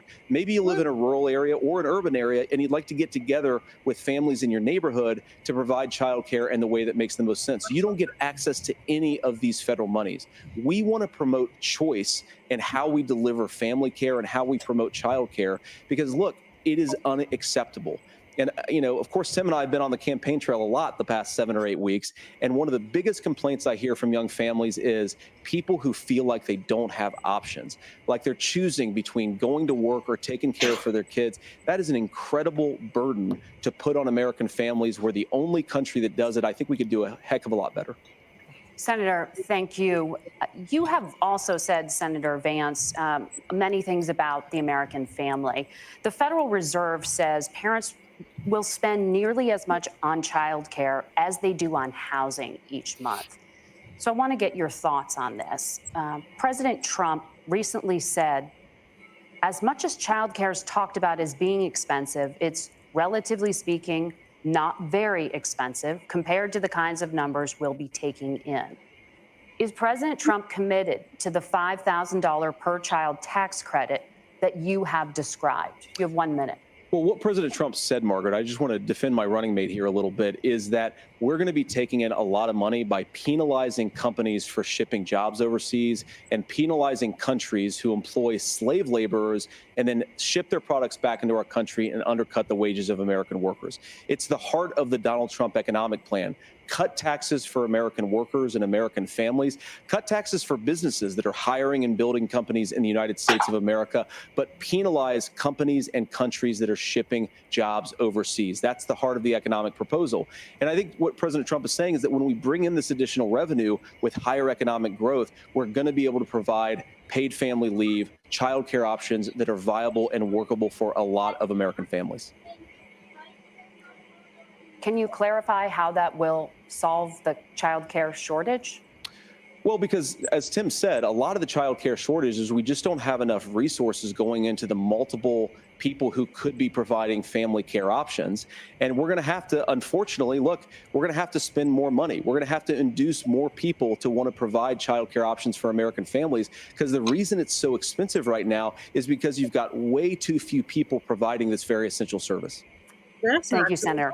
Governor Walz, your ticket also has some child care tax credit proposals. I swear do I you see a think daycare Congress pop will up every other agree to day. the $6,000 credit for newborns and $3,000 credit for children over the age of 6, as your campaign has promised? Is that realistic?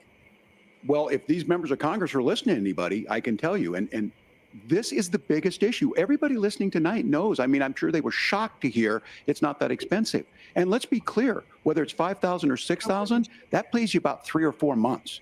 Let's be clear of where we're at on this. It's because we got out of an imbalance on this. We thought we were going to get by not paying people. I don't think Senator Vance and I are that far apart. I'm not opposed to what he's talking about on options. We've done scholarship types of things. I think we need to be open to making the case. But the issue here is, the question you asked is, you're not going to pay for it with these tariffs. That's just adding another $4,000 on the family and taking less. So not only do they not get the money to pay for that, they're $4,000 in the hole. That's Wharton School. That's his alma mater.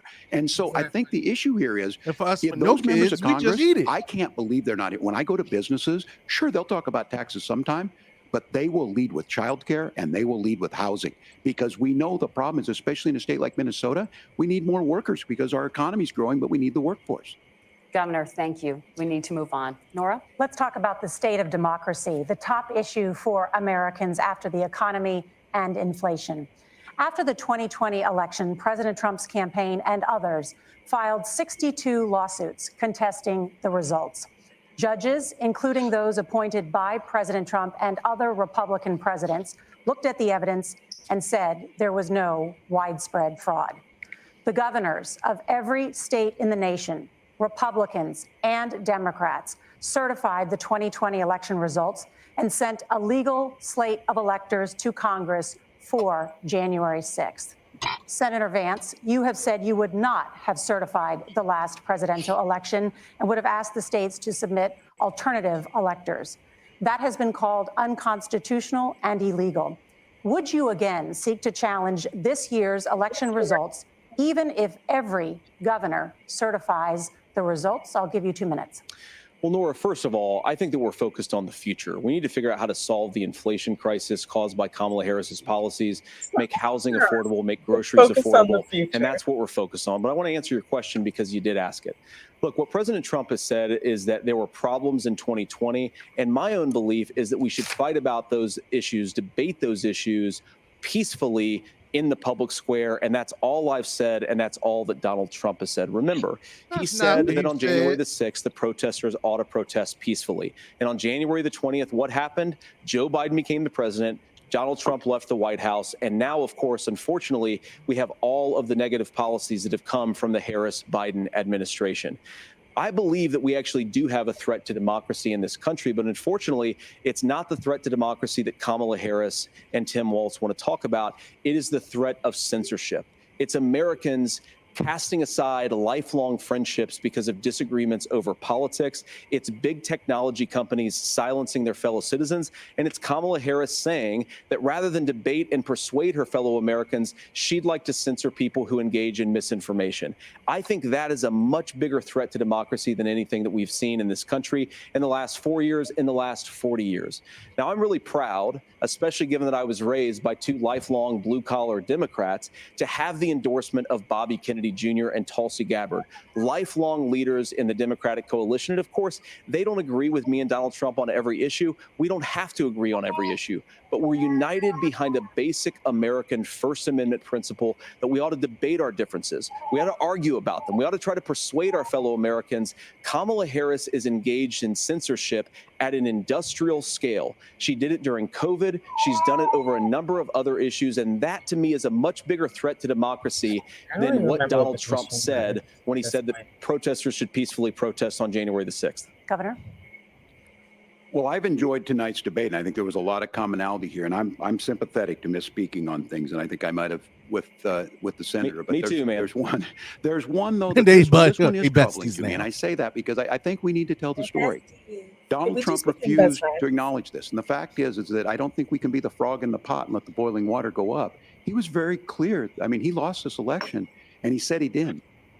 140 police officers were beaten at the Capitol that day. Some with the American flag, several later died. And it wasn't just in there.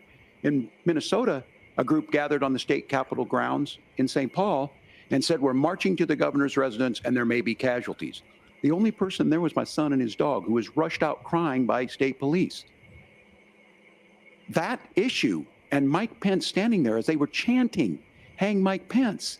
Mike Pence made the right decision. So, Senator, it was adjudicated over and over and over. I worked with kids long enough to know, and I said as a football coach, sometimes you really want to win, but the democracy is bigger than winning an election.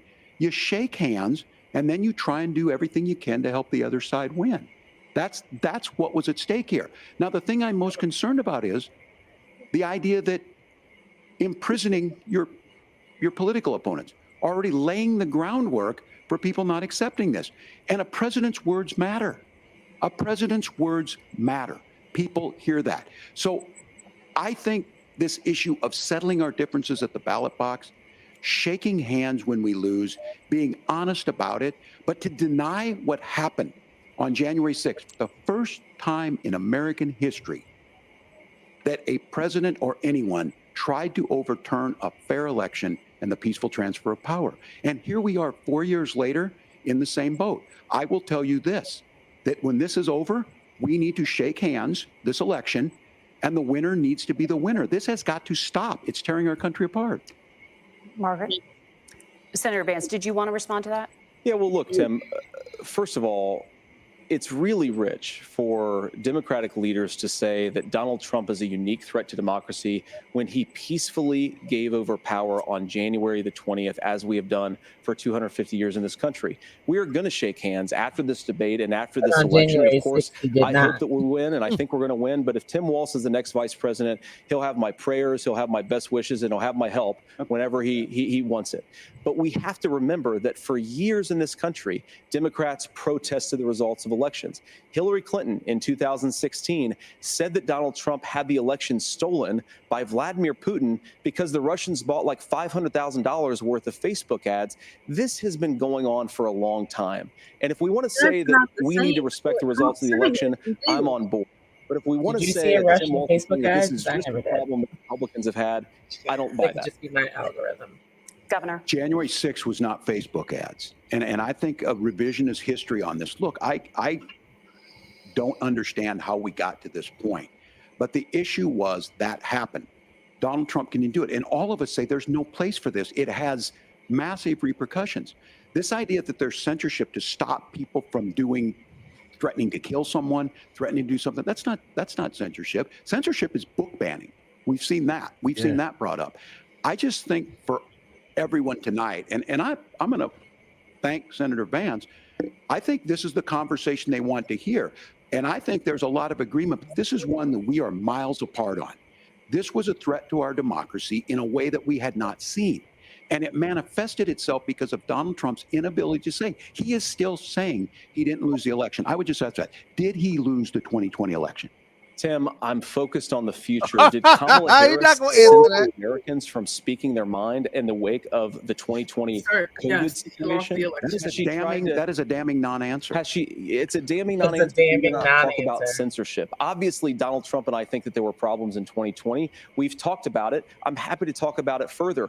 But you guys attack us for not believing in democracy. The most sacred right under the United States democracy is the First Amendment.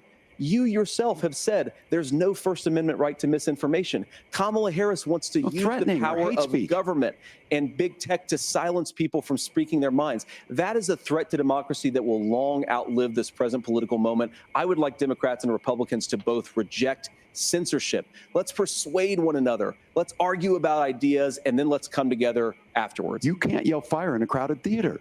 That's the test. That's the Supreme Court test. Tim, fire in a crowded theater. You guys wanted to kick people off of Facebook for saying that toddlers shouldn't wear masks. Senator, the governor does have the floor. Fire in a crowded theater. That is criticizing the policies of the government, which is the right of every American. Senator, the governor does have the floor for 1 minute to respond to you. Yeah. Well, I don't run Facebook. What I do know is I see a candidate out there who refused, and now again, and this, I'm pretty shocked by this. He lost the election. This is not a debate. It's not anything anywhere other than in Donald Trump's world. Because look, when Mike Pence made that decision to certify that election, that's why Mike Pence isn't on this stage. What I'm concerned about is where is the firewall with Donald Trump? Where is the firewall if he knows he could do anything, including taking an election, and his vice president's not going to stand to it? That's what we're asking you, America. Will you stand up? Will you keep your oath of office, even if the president doesn't? And I think Kamala Harris would agree. She wouldn't have picked me if she didn't think I would do that, because of course that's what we would do. So America, I think you've got a really clear choice on this election of who's going to honor that democracy and who's going to honor Donald Trump. Governor, your time is up. Thank you, gentlemen. Woo. We will be right back with both of our candidates. The CBS News vice presidential debate continues. Continues? How long is this debate? Continues? I thought it was over. Yo, it was supposed to be 90 minutes. It's supposed to be 90 minutes, bitch. This is the second 4-minute commercial break. You said this is 90 minutes. This is 99 minutes, sir. Listen, this is a lot of it. Hold on. First and foremost, to say the fact that Pence stood up to Trump is the reason why he's not on that stage right now. Damn. Period. Damn. Yeah. I work in childcare, so I know how expensive childcare is. My school just went up in tuition, and people are pulling their kids out left and right because the government assistance can only do but so much for them. I haven't worked for real in 5 years because I have young children. I can't afford childcare. I have to stay home with them. Brick, to that point, dead ass. One child, I could not imagine. Multiple children, like the American dream was what? 2 cars in the driveway, a chicken in the pot, to a 2-child family. Kids. 2.5 kids. Yeah, 2.5 kids. House with a white picket fence. I can't even have 3 pets, let alone 3 kids. And don't have a child with special needs. That's 2.5.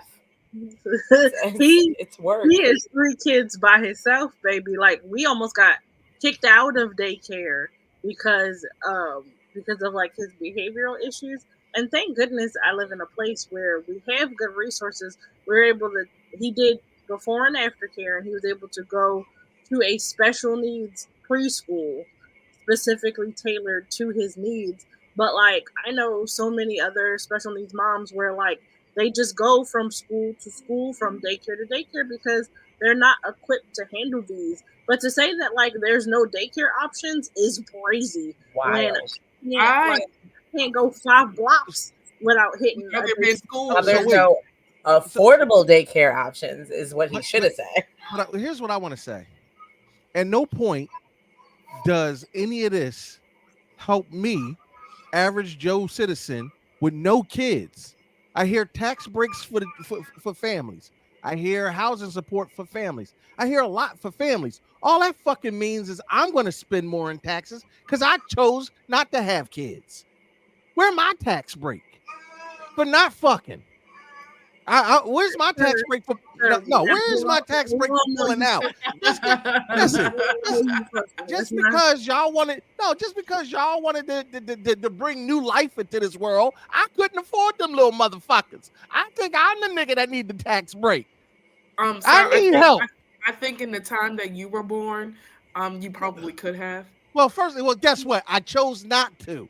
And now when I get old, I won't even have Social Security to pay for nobody to take care of my ass. If you move to Minnesota, your Social Security will be tax-free because I'm out. According to Tim, everybody should live in Minnesota. Listen, hook Minnesota the fuck up, okay? I'm not a Vikings fan. I can't do it. I don't care. I don't care nothing about nothing.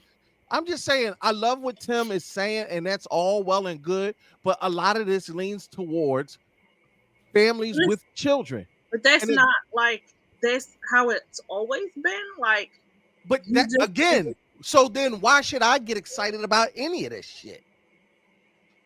You should. Exactly. It's because you're childish. It's because you're. I still gotta pay. I pay higher taxes because I gotta pay for y'all funky ass kids to go to public school. I ain't got no kids in public school. I gotta pay for these increases to not only the Affordable Care Act, but child care. I just want to pay for me. Can I just pay for me? Nah, you got to take care of the baby. Yeah, you are paying for you. And this is paying child support. Raises to the Affordable Care Act also benefit. Coin toss and elected to go last. Give me my Governor Walz, you are first. You have 2 minutes. Well, thank you, Senator Vance. This is it. Thank you to CBS News. And most importantly, thank you to all of you. If you're still up and the folks who miss Dancing with Our Stars, I appreciate it. But look, the support of the democracy matters. It matters that you're here.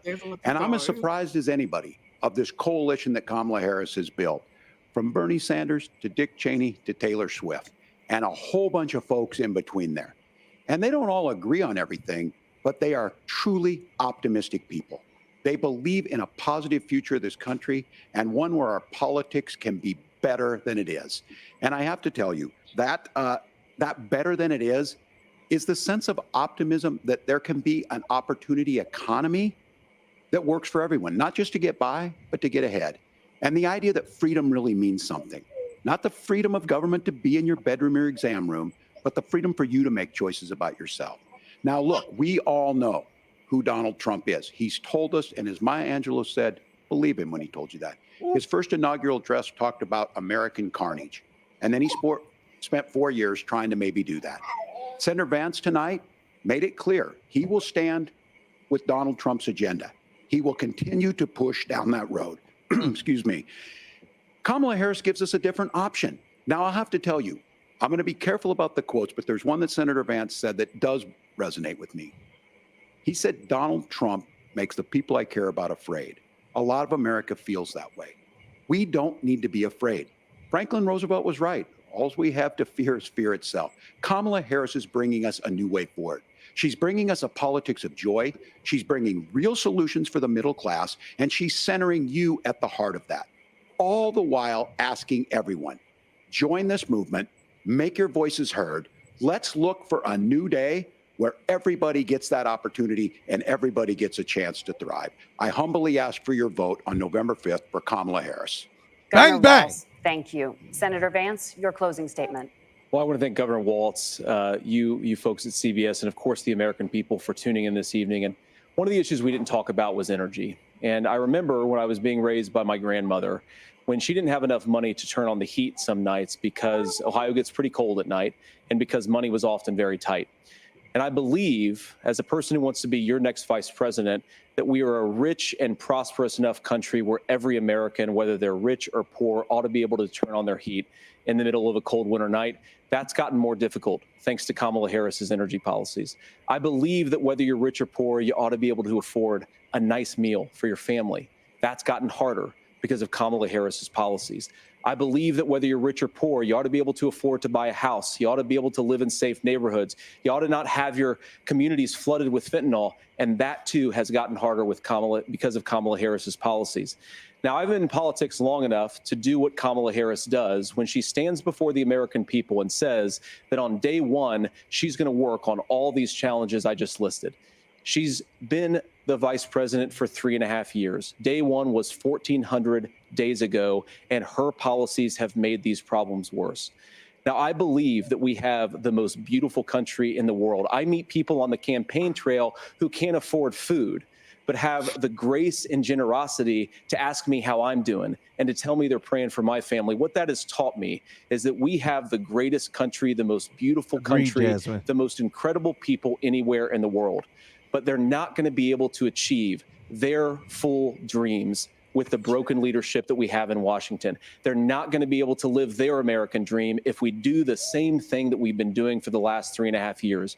We need change. We need a new direction. We need a president who has already done this once before and did it well. Please vote for Donald Trump. And whether you vote for me or vote for Tim Walz, I just want to say I'm so proud to be doing this, and I'm rooting for you. God bless you, and good night. Senator Vance, thank you. And thank you both for participating in the only vice presidential debate of this election cycle. I'm Margaret Brennan. And I'm Nora O'Donnell. And a reminder, there are just 35 days until Election Day. Please get out and vote. And for all of us here at CBS News, thank you and good night. Woo, child. So to go back to your comment about a single person paying more in Texas, if corporations and like billionaires paid their fair share of Texas, you would pay less. So I as a don't care what the single person, reason is. corporate people were taxed fairly at the same rate. I as agree. You would pay. I don't disagree with you. I don't care what their reasoning is. I don't care what needs to happen to make sure I pay less. I just want to pay less. But it does matter. And No. I didn't say that it did. Again, I didn't say it didn't matter. I just said I don't care how you do it. Make sure I pay less. No matter what, I got to pay a city wage. No. No matter what, I got to pay a city wage tax that pays into the public school system. I have no children in the public school system. That's me paying for services that just I understand why it benefits me. And somebody said, well, you're in society. You're right. I don't want them little motherfuckers to rob me. Education has you ain't gonna be wiping your butt. You ain't got no kids. These gonna be the healthcare workers in your nursing home. You better make sure you get a good education. Listen, I understand the necessity for it. I didn't say I had to like it. Look, all you procreators, I get it. You wanted to feel life in your belly. That's well and good. I kicked all mine down the steps. Now leave me alone. Maybe if them city workers was getting paid a living wage, they wouldn't have fucked up your fight. Right. All I'm saying is, look, at the end of the day, as far as this debate, can we all unanimously agree this was exponentially better than the presidential debate? Absolutely. I think so. What made it better? Niggas kind of answer questions. You mean something made sense? Some things made sense. I will say it felt like JD was talking on his personal views and not so much Trump's, because there's definitely not alignment there. Right. But, they kind of answer questions. You could tell that, like, he was just like, one, they got him to stop talking out of his butt, and he started talking out of his mouth for a change. And I was like, oh, you're not like an AI generated like person. You're a real person with real like feelings about issues. So like that was cool. I still don't trust the motherfucker. But it was okay. Now, okay. So Kim, you got I quick little diatribe. Today, I officially confirmed that I am a child of the Black diaspora. I know exactly of what part of Africa my family was taken from. I even have found the actual slave owners of my family, where the maiden name came from on my mama's side. I'm still searching my daddy. Our ancestors paid our taxes, reparations now. I say that to say at no point between Obama and now Kamala Harris, make sure I'm saying that right, Kamala Harris, as people of color, reparations is a big fucking deal for someone like me. And we've heard nothing out of 2 presidential debates about the subject. Do you think that is a political move, or is that still something that we should be looking for a presidential candidate? It's the same reason they haven't talked about student loans, and the fucking student loan protections ran out yesterday, or run out today, actually. And all them people like me who got a bump in their credit score finna fucking plummet, because now them student loans is coming due again. I just feel like debt has enslaved us more than anything. And yes, JS on Twitter said this was much better than the presidential debate. I honestly agree with it wholeheartedly. I just want medical insurance to stay $15. Okay. Who's paying $15 for medical insurance? Me. God damn, I wish.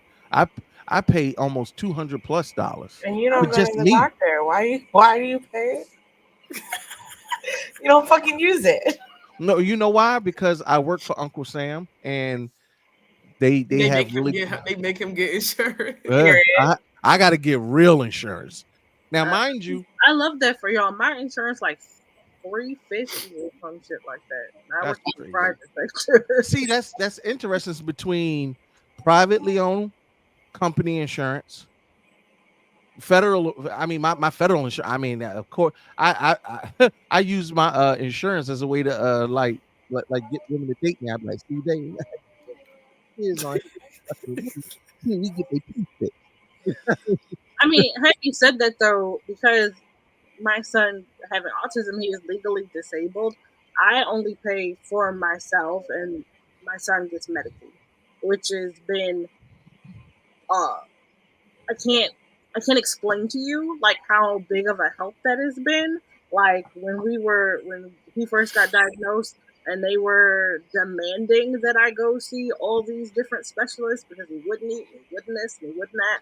And I don't even want to think about how much his prescription would cost for his ADHD medication if I had to pay a copay for it. And I just got good insurance back, but I had an ear infection last year after year before last, excuse me, after my birthday. I had an ear infection, and they was like, yeah, so these 10 pills finna run you $200. I almost fainted. I said I would rather die. But see, in large in part, if you go overseas, you see the real cost to a lot of these medications. The way that they inflate, there's how much it costs to make the product, and then what they mark it up. And without those regulations and whatnot in place to subsidize healthcare. Yeah, the guy who created insulin left the patent open, so insulin should cost next to nothing. It costs $5 to make. The fact that capping insulin was such a huge deal, capping it at $50 is crazy. There are people dying because they couldn't afford their insulin. I knew people who literally were like, it's insulin or eat, and if I don't eat, then maybe I don't need my insulin because I'm gonna starve. My sugar should be good, right? My sugar will be fine because I'll be starving. And the one thing about that is if you take the insulin and you don't eat, that's called a diet. That's gonna put you into a diabetic coma at that point. I know. I've been there. Right.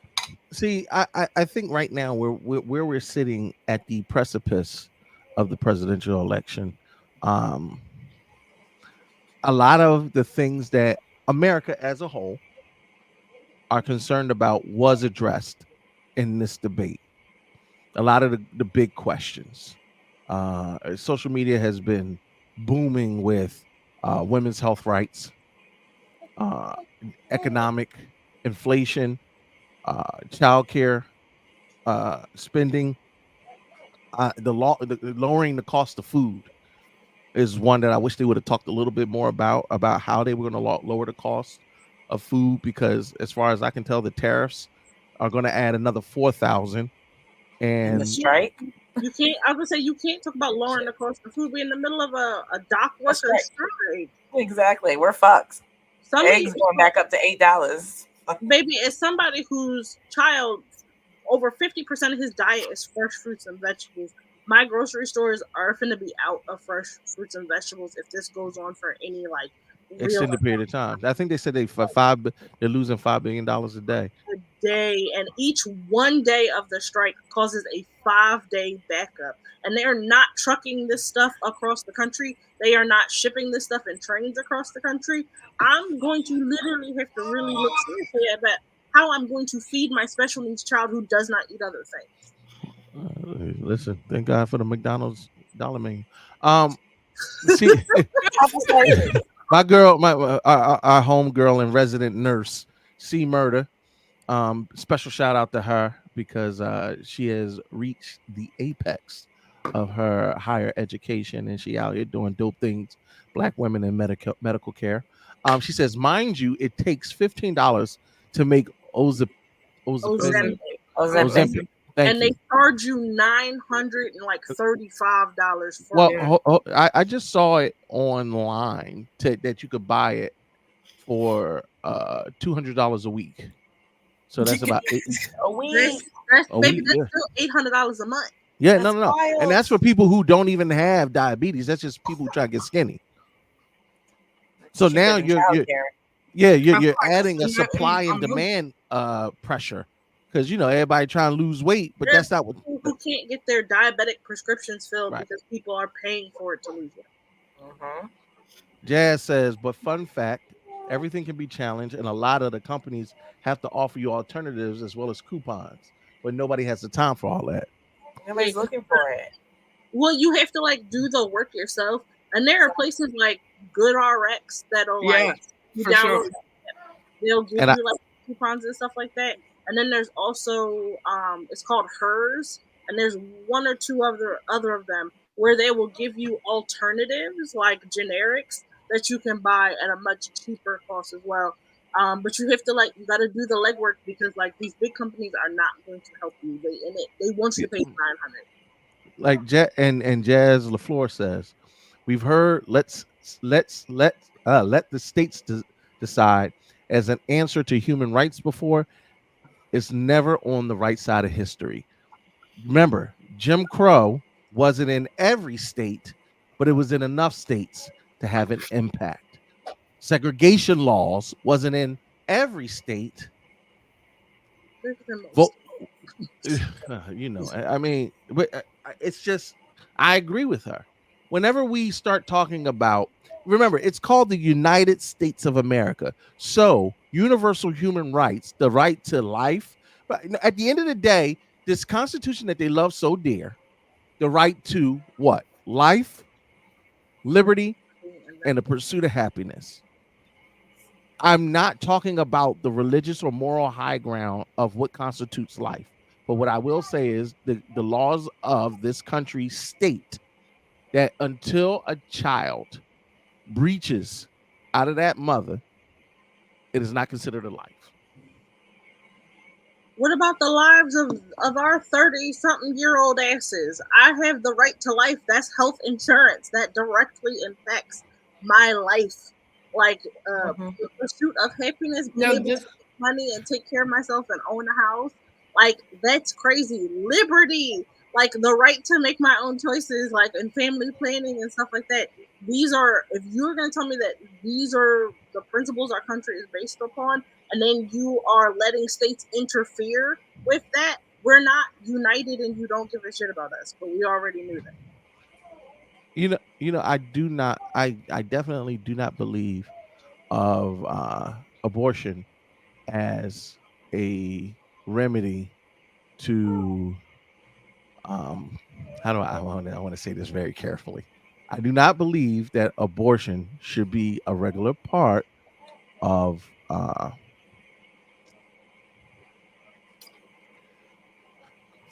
the way you protect yourself from pregnancy. Also, I also know, as Tim Waltz said, I am going to mind my fucking business. Listen, I can have my opinion. I can 1,000 have my opinion, but that is just that. My personal opinion for me. I have no autonomy over what a woman decides to do with her body. And I think him simplifying it. JD Vance could say all the shit he wanted to say about don't do this and we can do that. And then I like how Tim Waltz simplified it. Mind your business. And until y'all put as much energy and resources into researching actual comprehensive women's health care so that birth control doesn't literally kill some people, y'all solved ED problems before you gave a shit about women's periods. The fact that I didn't find out until I was 36 years old that my PMDD was related to ADHD is nuts. Is nuts. If you actually cared about women and put money into these into researching it and getting us real help, actual fucking healthcare, birth control that doesn't make people want to fucking kill themselves or blow up all big, cause other health issues, you wouldn't necessarily need to turn to abortion if we had other real safe fucking options. No, and honestly, that my birth control keeps me from wanting to die. Crazy. Crazy. No, people don't have that option. I get it. and at the end of the day, how people go about contraceptives, for men, if you're that worried about it, wear condoms. every time. If you're that concerned about it. And yes, condoms are not 100% effective, but also I do think that there needs to be some kind of medical research for birth control for men. Would I personally take the pill? I would love to be able to control it for me. They came up with a birth control pill for men, and men decided that the side effects, the exact same side effects that women are expected to deal with day in and fucking day out, that men decided they didn't want to deal with it. That is so patriarchy coded that I couldn't fucking like color it any other fucking color. I don't want to deal with cramps, so. I'm supposed to. No. Well, hold on. You can't deal with the mood swings and the weight gain. I'm supposed to have don't you have migraines month after month and still go to work and provide for my child, but you don't want to get a little bloated once a month? But Tef, no. But can I ask this? And maybe this is my own ignorance. Don't you have a choice on whether or not you take it? So that's fine, but I'm saying men, they don't even offer it because men felt the side effects were too uncomfy. So even men made a decision. No, we're not taking this, and we're not going to do it. No, but then cry and complain. No, but then they cry and complain when we say, "Oh, go do a period simulator," or they'd be like, "Oh, I don't want to wrap it up. I don't want to wear a condom." That's where they cry and complain. No, you got to educate me, Asia. What is a period simulator? It's okay. The next time those are fun. Next time I see you, I'll show you. We'll try it. Oh no! Is that the electrodes that they put on your stomach and whatnot? Yeah, electric shock. No, I'm not trying that because I'm a man. That's the point of me being a man. I don't have no fucking ovaries. That's not my problem. Patriarchy coded. No, listen. And it doesn't have to be your problem. Just don't govern on it. Britt, that's the point I'm trying to. Thank you. And I appreciate you saying that. No, it's not my fucking issue. Just like your kids ain't my fucking issue. At the end of the day, I do not think anybody should be governing over your bodies. I'm 100% behind that. Also, I'm asking, if you chose, and again, I'm being very ginger in this because I know it's a hot button topic. But if every woman said, we're not taking the birth control, make some shit for men, could that work? No, because there's still old white men that aren't going to do it. Right. And men by and large, what we say. They don't care about that. They don't care about it. All right, all right. So Jazz, again, make the decision to abstain. Then, if you don't want to take the responsibility for voting for women's autonomy, that's legit. Yeah. I mean, that's an option that you could throw out to men. I know that ain't gonna happen. Men ain't gonna abstain from a motherfucking thing. Men won't even fucking get snipped, and these are men who say that they don't want children, but you won't take real steps to keep you from having children. Wild. Yeah, men, hold on. Understand that the ideology behind that is men don't want children today, but not all men. Hold on, not all men believe in the reversibility. Look, I'm just telling you from a male standpoint, talking to my homies. We have talked. Hold on, let me get it out. We have talked about vasectomies. I honestly think that is the most effective way. If you, as a man, that's the one piece of contraceptive that I know that a lot of men can personally elect to do.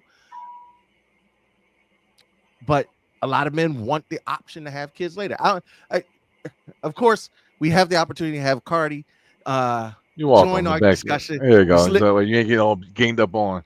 And it's okay. I love this because that's the debate.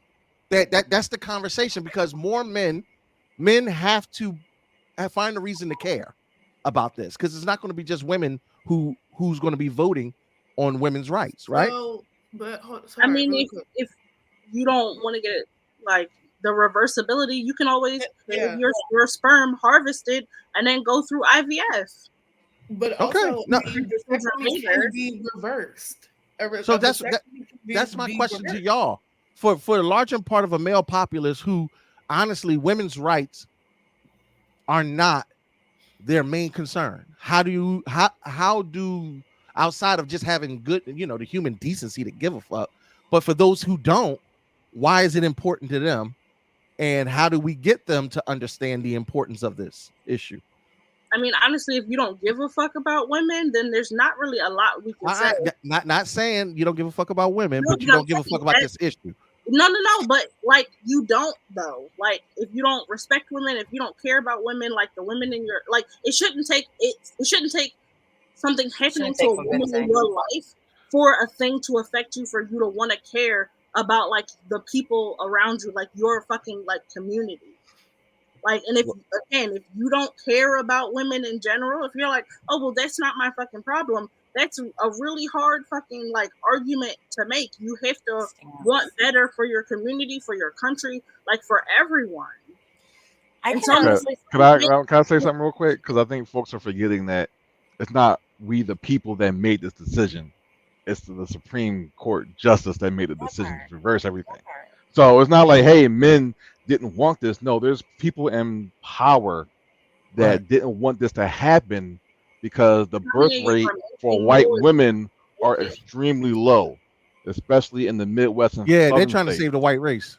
They're trying to save the white race, and it's actually written and documented back in the 80s that this was going to happen. It was called the birth dearth. Yeah, they said by 2050 that the United States will be almost completely blend, or we won't be the minority anymore. Right, and it coincides with the abortion rate. So they want you to think that, it's the black people and the Mexicans are getting the most abortions. No, it's white women are getting the most abortions in this country, and they're trying to stop that because there are potential future voters. So it's not about the woman's body. They're trying to get rid of voting like altogether and create like a dictatorship. It's about like the future like workforce. Right, because the haves need the have-nots to work in their companies. But you have to also remember too that it's the lower white class folks that keep the higher white class folks in power in their agenda. So you can make the lowest white man think he's better than the best black man. He's going to vote for him every single time. Right. It's just divide and conquer. When at the end of the day, it's really not about black and white, but more so classism. What class do you can't make if men don't care about women and like want to protect women's rights? Like, trust me, we do. Honestly, like the common man wants that, but the people in power can't allow that to happen. I disagree. Now that's the only had to think about it. That's the only thing I disagree in. I don't think every man. I don't think the majority of men really cares, and that's what my point. Of course, this is not Kurt's personal opinion, but this is my observation of the world. Men don't give a fuck about this issue, primarily, but the men who do try to side. But the people in power, rich white men, are trying to save their race. As far as they're concerned, hell no. Shut all this shit down because these white women ain't having our babies. Go ahead, Britt. So I'm annoyed that we even have to have these conversations because in the past, prior to Roe v. Wade being overturned, to me, I've always thought it was dumb that even that politicians even brought it up. Thank you. Protected. So it's like men haven't had to think about the issue for the last 50 years, and now they're being asked on their opinion. And I get it. Y'all don't give a fuck because you haven't had to. But now you do. And we're asking you to make sure your state got your shit together like Minnesota do. Really kind of get on board. Yeah, we're trying to catch you up. I'm well on board 100%. They would give a fuck if they went out and had unprotected sex and had to and they didn't want to have a child. The repercussions of it. And now I agree, but it shouldn't even fucking come to that. Asia, that's my point. It only becomes relevant to men when it directly impacts them.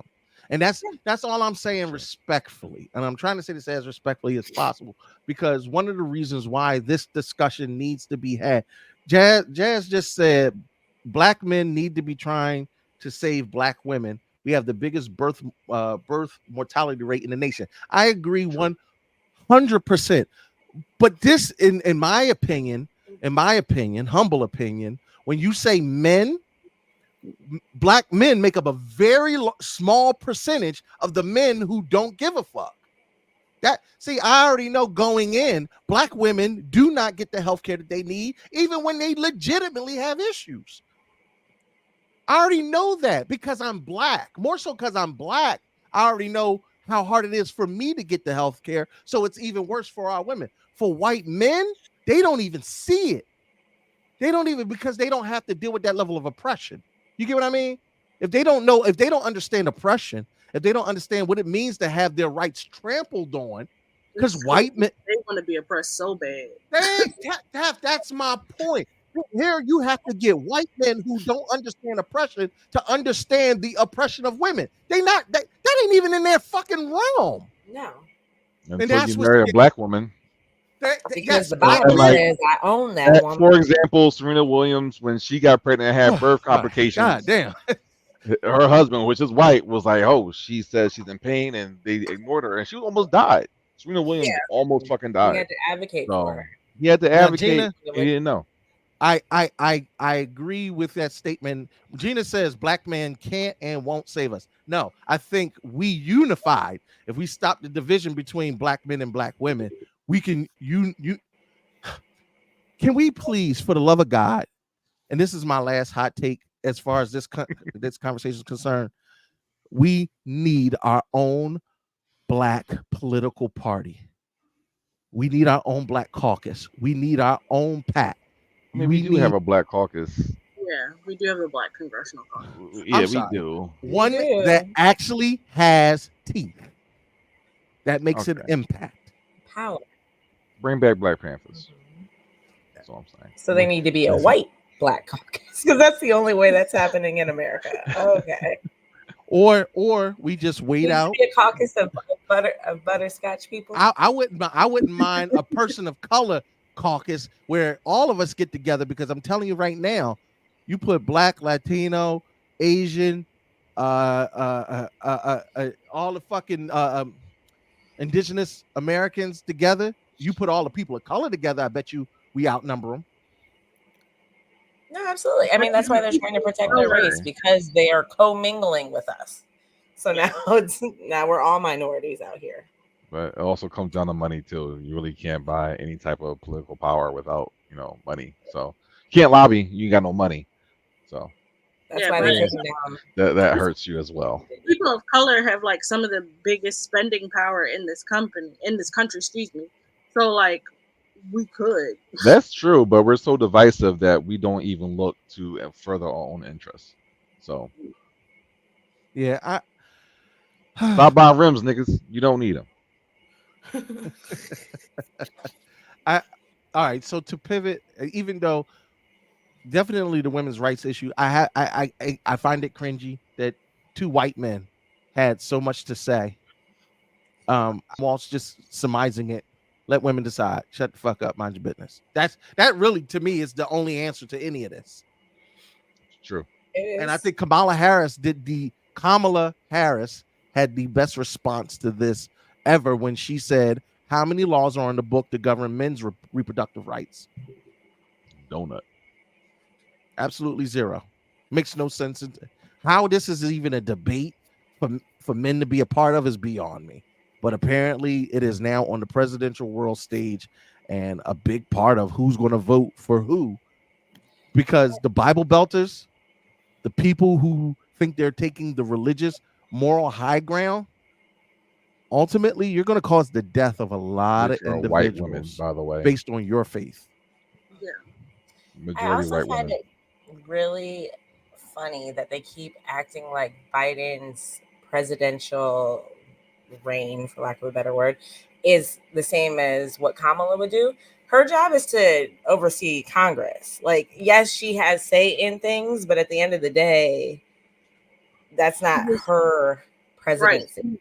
She's one of she's done her job as the tiebreaker of Congress. She has stood on what her values are in Congress, and they don't talk about that. Right. They act like everything Biden's done is what she's done, and that's not the same thing. That's true, but people also got to remember, like, folks don't know government, so they came out about her record and throwing people in jail. Well, she was the attorney general. Her one job is to make convictions. Throw people in jail. Her job is to put people in jail. It's not get them out of jail appropriately. Yeah, but they didn't put people in jail. Then she soft on crime. But yeah, she soft on crime, or she let this happen. She put all the people in jail. I'm saying they didn't also then talk about like the rehab programs for the people who came out of prison so that they would not reoffend and go back into the system. Like they say she's like too tough on crime, but then she's hella soft on immigration. When it's like she governed a fucking border state, bro. Like she did what the fuck she had to do. Like it's nuts. And for Trump, remember the border wall? You mean the border wall that actually divided Americans? Like was cutting people off from like their actual country because it was cutting through people's like backyards and their properties and stuff like that. I think he said 2% only got built. Only 2% was built. And yeah, some of them is just beams. That's just and fucking. Also, Mexico was supposed to pay for it too. Even that 2% was not paid. That. That wasn't paid for. A single cent of it. So to the panel, I offer this question. A lot of JD Vance's responses were immigrants. It's the immigrants' fault. It's the illegal immigrants. Ooh, why do you think, and I know we all don't agree, but why do you think they keep trying to detract from the real issues by blaming illegal immigrants?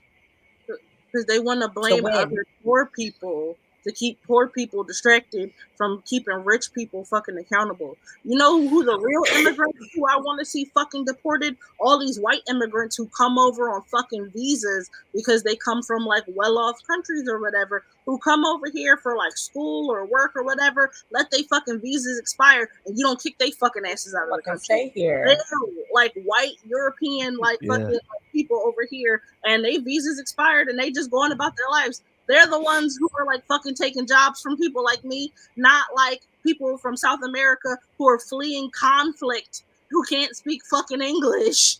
And like companies are literally undercutting their workforce so that they can go after these people and shit on them for pennies. It's crazy to me. A lot of Ukrainian immigrants came over here. Mm-hmm. There's a lot in my personal neighborhood. Listen, and they did not get the same flack.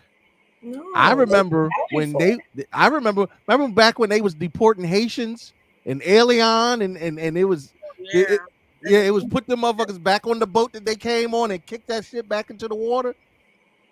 Why is it when we talk about Haitians they eating cats and geese and pets, but we start talking about Ukrainians? And they're welcome here because it's easier to depict them as the villains. You can paint them with a broader brush because they literally come here with their clothes on their back. They're not coming here with suitcases and getting off of planes. They fucking crossing the fucking border, walking hundreds of miles to escape persecution. They wanted to talk about like them destroying families. Talk about how under like Trump's regime, they were just breaking up families at the border, putting those kids in detention centers and then transferring them to foster families and lost millions of fucking families, lost millions of fucking children who have just never been seen again. There was no due process for these children. Like their parents get sent back and they never fucking hear from them again. And that was under Trump, by the way. Let that be clear. That was under Trump. Exactly. And there was a lot of JD Vance taking credit for things that the Biden-Harris administration and the Obama administration set into place. A lot of times it's the previous administration that sets the tone for the economic growth of the of the next. Honestly, the economic downturn of the Biden-Harris administration was a direct result of the way that the Trump-Pence administration handled COVID. The reason why Trump inherited a healthy economy was because of the Obama-Biden administration, and that's it takes like a full election cycle before like the ramifications can happen. So it's like, Trump was in a great position because of Obama, and like Biden inherited a fucking steaming pile of shit. Basically. That's how it goes, unfortunately, with the policies that are in place and things that have to be vetoed or changed. It doesn't come around until literally like the second year of someone's presidency. You'll see the changes. And because people don't vote for like Senate and like House representatives and judges and stuff like that, and like the important elections, it like derails whatever progress that the president and like your local electors are trying to like get done. Yeah, I think with JD Vance continually saying, well, how come she didn't do this and how come she didn't do that? It's not her job. JD Vance wouldn't know what a woman's job actually fucking is because he thinks that they should be at home.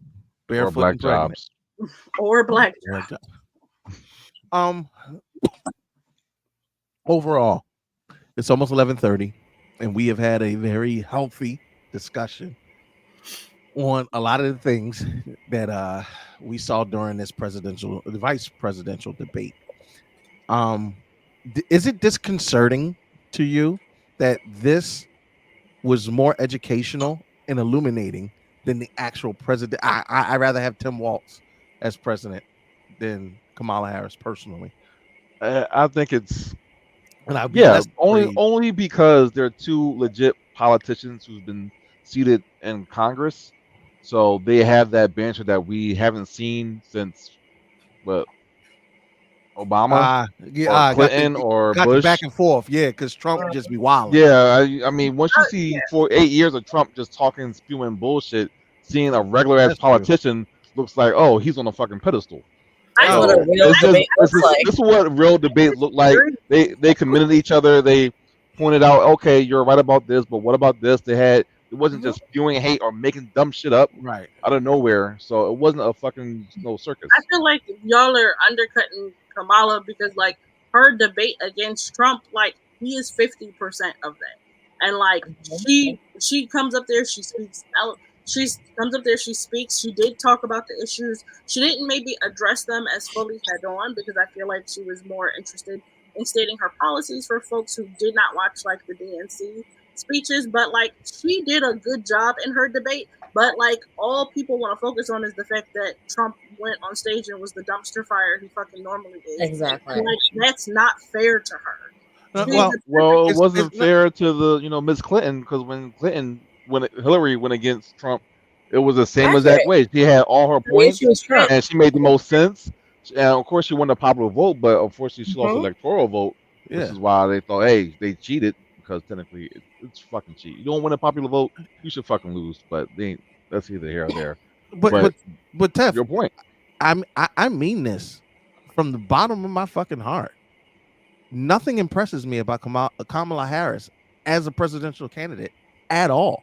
As a matter of fact, the only thing working in her favor for me, in my personal opinion, is the fact that she's running against a complete dumpster fire in Donald Trump, that there is no other option. I wouldn't pick either one of them to do a goddamn thing. Personally. They both try in this, so that's cool, but it's got nothing to do with gender for me personally. Because I absolutely would take anyone who has actually had a record in the executive office of like the one thing I could appreciate, and I hate to say this, but as vice president during the Biden administration, we didn't see her. I didn't see her at all. Well, she wasn't a part of the administration. Your job is in Congress. Well, she wasn't a part of the administration, so no. I understand that, but I have seen other presidential candidates be more active and in front and handling things. Hell, I saw Michelle Obama do more work as the first lady than I have Kamala. That's not fair. So who's the last vice president that you genuinely feel like you saw do some work? That you saw do some work as your average person? Biden. Who was the last vice president? Biden. You felt like you saw Biden? Yeah, absolutely. He was hobnobbing. No. He was hobnobbing with the Saudis and everything. When they were trying to pull everybody out of the Middle East, he was helping to broker a lot of those deals. And mind you, I'm not no Biden fan because I remember the crime bill. Fuck him and his son. Because she's not doing the things you want in front of the cameras. Right. I said personally. That doesn't mean she's not doing important work. Again, I said personally. I didn't say. And the only thing I believe why that is because the way that the Democratic Party was actually set up, Biden had to have a health emergency and was asked to step down. There really wasn't like a line of people to step up to fill that role at the time. and what most made sense and what could push Accurate. the vote would be Kamala. I mean, I would have gone with Pete Buttigieg, but personally, she kind of fits the mold to, hey, we need to win because we cannot lose to Trump. What can we put out there that could be the most popular? That's basically the platform fucking Biden ran on. Yeah, no, he actually said it. You're not black if you don't vote for me. Right, like please, like no democracy. You have to secure those votes. Look, democracy as a whole is sad. I did not like Biden as president. I don't like Kamala Harris. I would took Hillary. Honestly, I didn't trust Hillary at all. The last person I was excited about was Obama, and personally, I don't think he did that much for people of color. I wasn't expecting him to. I was. I knew better. You can't let the first black person just do all about black stuff. You're not going to ever see a black person ever again.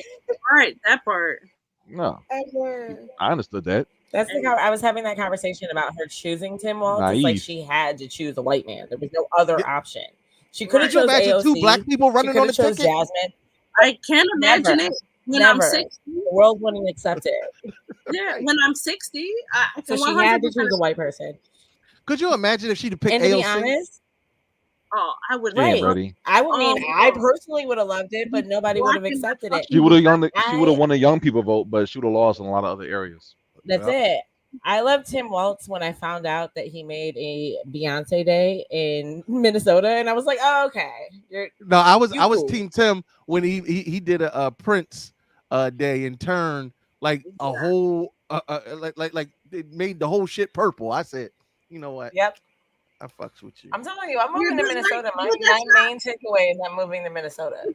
Shit y'all like about him and stuff that's not his fucking job, and for you to be mad at Kamala for doing her fucking job and like not being out in front of people is bananas. Well, that just shows the ignorance of the American people. The American people are fucking stupid.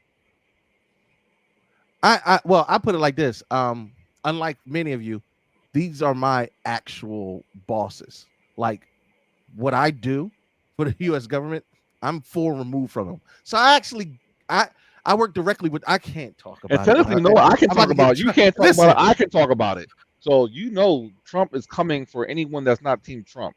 He is cutting so many fucking federal jobs who is against them on January 6th and before that. So there are departments going to get cut. But here's the problem: you got 1,200 people watching you. Be careful. Listen, I watch the government. I'm good. I can say what he can't say. But no, Obama cut my pay. He as a federal worker, Obama cut my pay worse than Trump ever did. I actually made more money under Trump, but also more rights were taken away. I have made the most money. I have made the most money I've ever made in my entire career under Biden Harris. So I'm team them because them niggas got me. I think that was because of the government shutdown, was it not? No, the shutdown definitely happened under Trump. I mean, it wasn't the shutdown, but we got the opportunity to renegotiate things, and the president didn't block my department getting a substantial increase. Right. So that wasn't Obama's fault. Right. Work for not. But that's what I'm saying. Republicans typically reduce government, and Democrats don't have. No, but I'm saying the department you work for is the Republicans' favorite, so I can. Yes. No.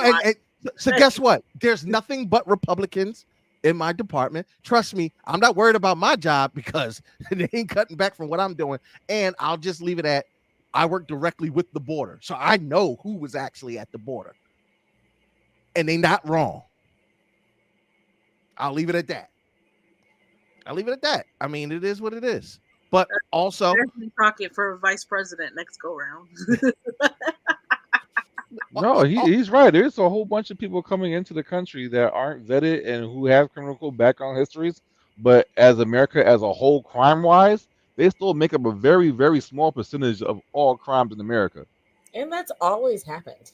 That's always been the case. That's why they talk about things like black on black crime, like shit that don't exist, like these imaginary talking points. Crime in black neighborhoods. Period.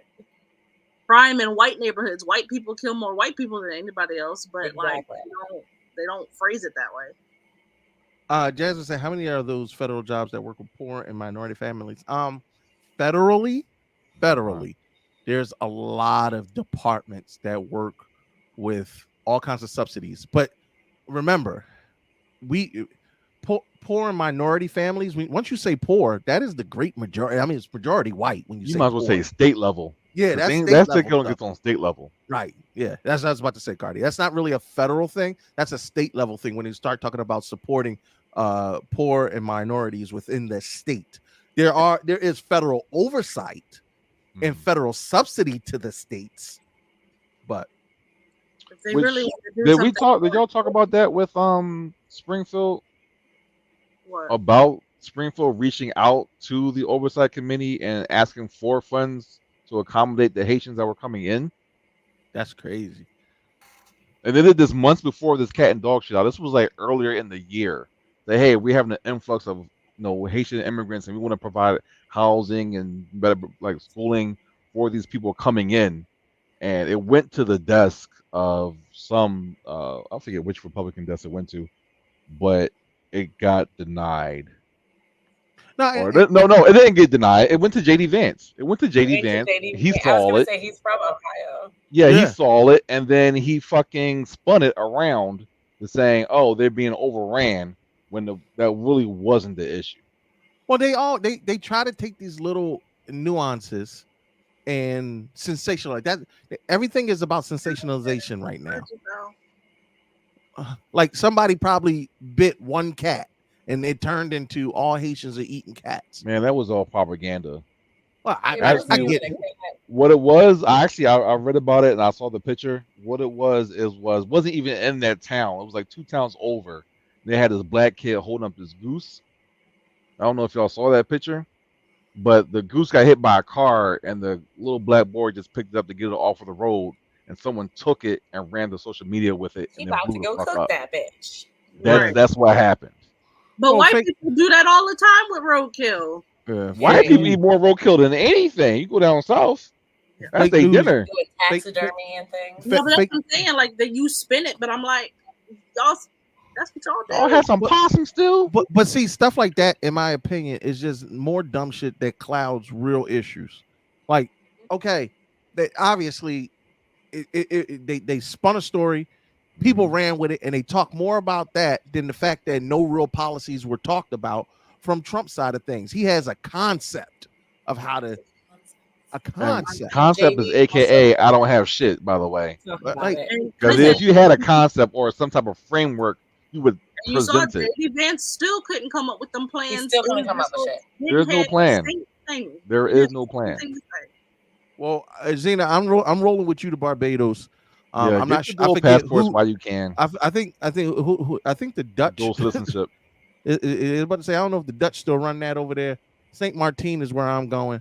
Actually, you know what? Since you got your ancestry done, you can actually go to Nigeria and say, "Hey, I would like to have a dual citizenship, and this is where my people come from." And they can give it to you now. Nigeria, I looked it up on the travel advisory. I think I'm Ghanaian. I think I'm going to Ghana. I would take that 18% over the 36 and be like, you know what? I'm Ghanaian. Yeah, I'm fucking with them Nigerians right now. But I love everybody. I love my people. And the new people. I don't like that ugly ass flag, but either way. Damn. I'm just wrong with green and white. It's crazy. We could do better. I liked it better when I was Guyanese. I was like, yeah, I like their flag. Yellow. I'm still Guyanese, but I'm just saying, like, by way of Nigeria. Who are you, Kamala? Yeah, apparently I'm not black. Or maybe I'm too black. You're not African enough. I got 2% German, 2% Norwegian, and 2% Scottish and Irish. I don't know who the fuck that was in my family. Your slave owners. Your slave owners. Yeah, that's exactly who they were. What do you mean? Thank you, man. Damn, that was a little too real. Give me my reparations. That's all I care about. Give me my guts. One day, never gonna happen. I swear, one day, somebody's got to pay for the transatlantic slave trade. I don't know who. I don't know when. But America, you got to give us our money. You know what you need to do? You have to get every black person on the fucking planet. You have to hold up the United States. You got to hold up the Dutch. You got to hold up Spain. With the UN. There's like shit, Belgium, all France, England. Yeah. Speaking of every place you're naming, all of they're them at all once. cleaner than we are in carbon. Fucking like. I mean, go the fuck where they're all part of slave trade and they all profited off of black slaves. So we need all of that money. No. I saw and see that's the one thing I went to go fact check. I googled that shit too. They said the U.S. was the number one in clean energy. It's not even top 10. Never. It's not even top 10, baby. It's Who the fuck Denmark. said that? Denmark. JD Vance. Oh, he's a damn liar. We know that. I was like, Denmark is number one. That cannot. I was like, Trump gutted the EPA. That cannot be anything. As soon as he said that, I was they like, close that to net don't zero sound right. in like 10 years. Yeah, but My also dad you're works for talking Ford. Yeah, you're talking about places like Denmark and like stuff like that. Also places with I like that, Brad. paid family leave, paid paid health care, mandated days off, year of staying home with your baby. Yeah, that's what I'm saying. You talk about places where they actually give a crap about their citizens. Oh, you mean with their windmills that don't cause cancer? Oh yeah, the windmills. Wait, the fact that child is paternity leave is something that needs to be debated is so wild to me, because typically a baby needs to be with its mother for at least a year, right? Technically. Well, the U.S. would say 6 they weeks. give you, they give you 3 months tops. In the US, 3 months tops. 3 months if you have a C-section. 6 weeks if you pushed them out naturally. Yeah, and that doesn't count the husband. The No, the husband goes back to work tomorrow.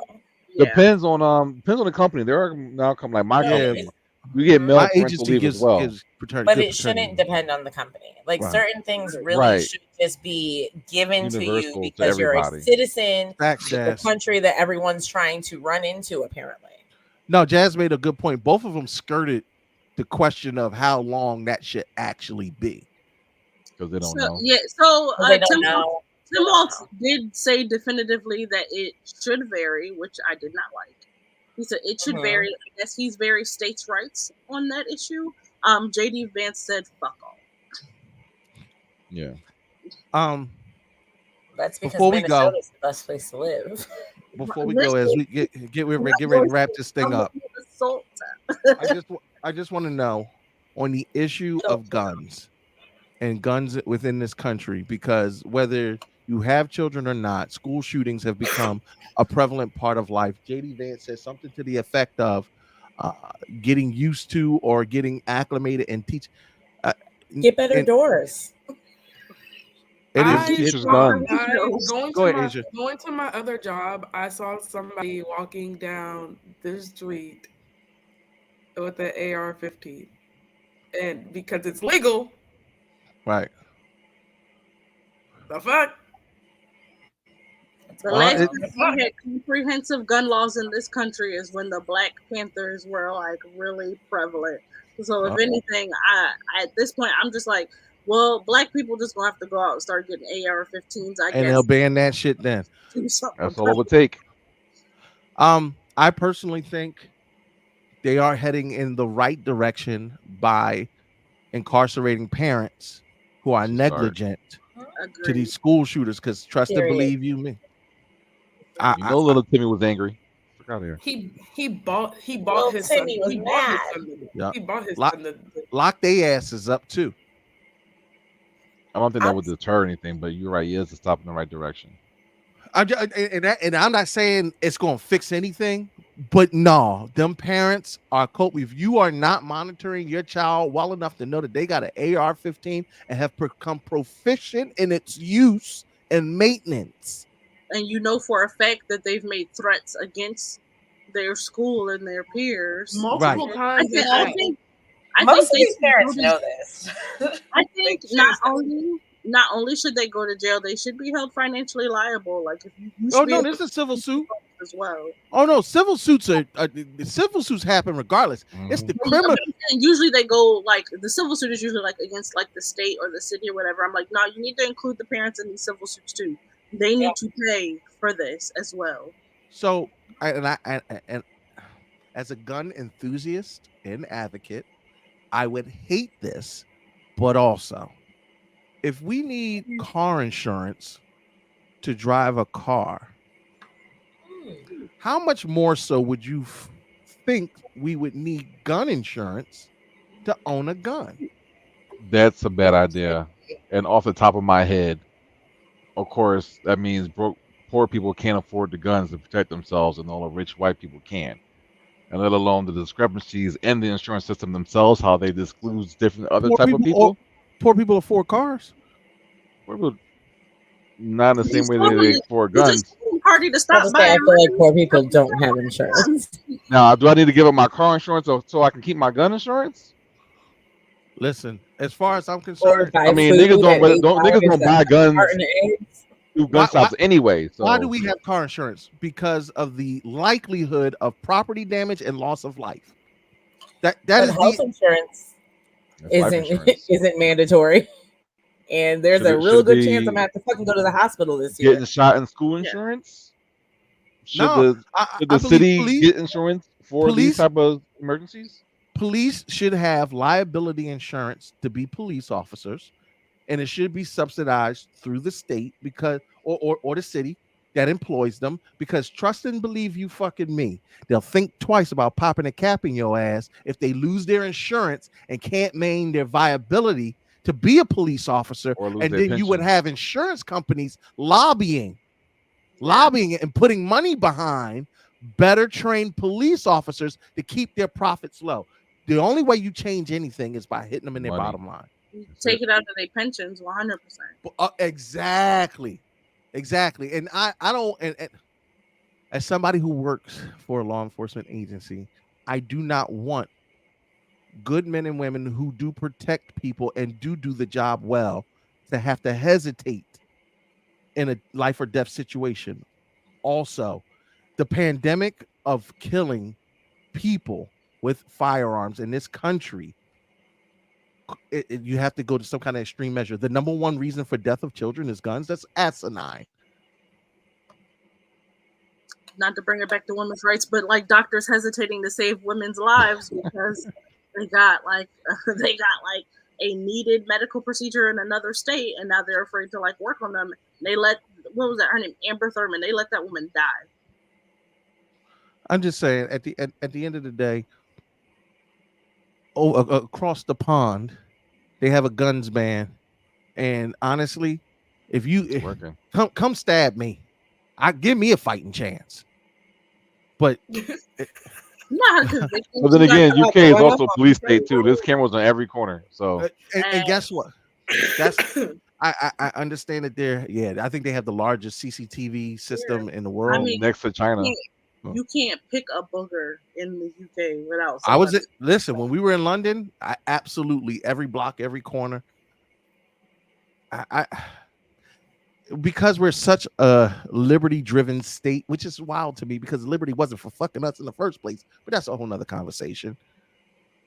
I understand the want and need to be able to retain firearms. It's actually one of the large reasons why no one's attacked our homeland yet. Because if you're an invading foreign threat, it ain't the military you got to worry about. That's when you get to them in the city. And militias. What to say? Militias. The red-on teenagers with their AR-15s in the woods. Listen, Tef, the Spartans had the right idea. All the citizens will fuck you up. Forget our military. Everybody here a hitter. Man, Well, make you think twice. 200 years, so I don't know. I mean, but you don't see people in the UK shit. either, and they don't need it. We use cars for more than guns, though. Yes, and I'm not saying that. And honestly, you treat insurance just the same. It doesn't have to be overly expensive, but for low risk people, I mean, just like if you're younger with a gun, higher liability. So guess what? You can't give your 16-year-old an AR-15. Unless you want to pay $500 a month. Just like you can't give them a Maserati. Why? Because they do. But they do. And guess what? And if you can afford to, then when some bad shit happens, you can also afford to pay. I was gonna say, and then they total it. and guess what? They could pay for the damage that they cause. But too often, you can't bring back to life. And I'm not saying you can, whether they are vehicular homicide or negligent or any of that. No lives can ever be taken back, but you can absolutely get compensation for these people. Just don't There's shoot no up right fucking answer. schools. It's that simple. say as a Don't be parent, crazy and don't fucking shoot up schools. Murder. I'm not saying that insurance is a scam, but honestly, world. in a flawed system, unless we're willing to, I think I just recently said, I can't wait for an apocalypse. Throw the whole shit in the trash and let's start over. But that ain't gonna happen no time soon. And come November 6th, yeah, well, soon you'll be heading to the polls to elect. You can do early voting. You can do early voting now if you wanted to. You just gotta sign up for it. Can. In the state of Pennsylvania, you can request a mail-in ballot, and they removed the justification portion of it, so you don't even need a valid reason to get a mail-in ballot. You can just get one because you. Yeah. Before you used to have to justify it. Now you don't. Before I go, I'm not going to ask you if you're voting. I'm not even going to ask you who you're voting for.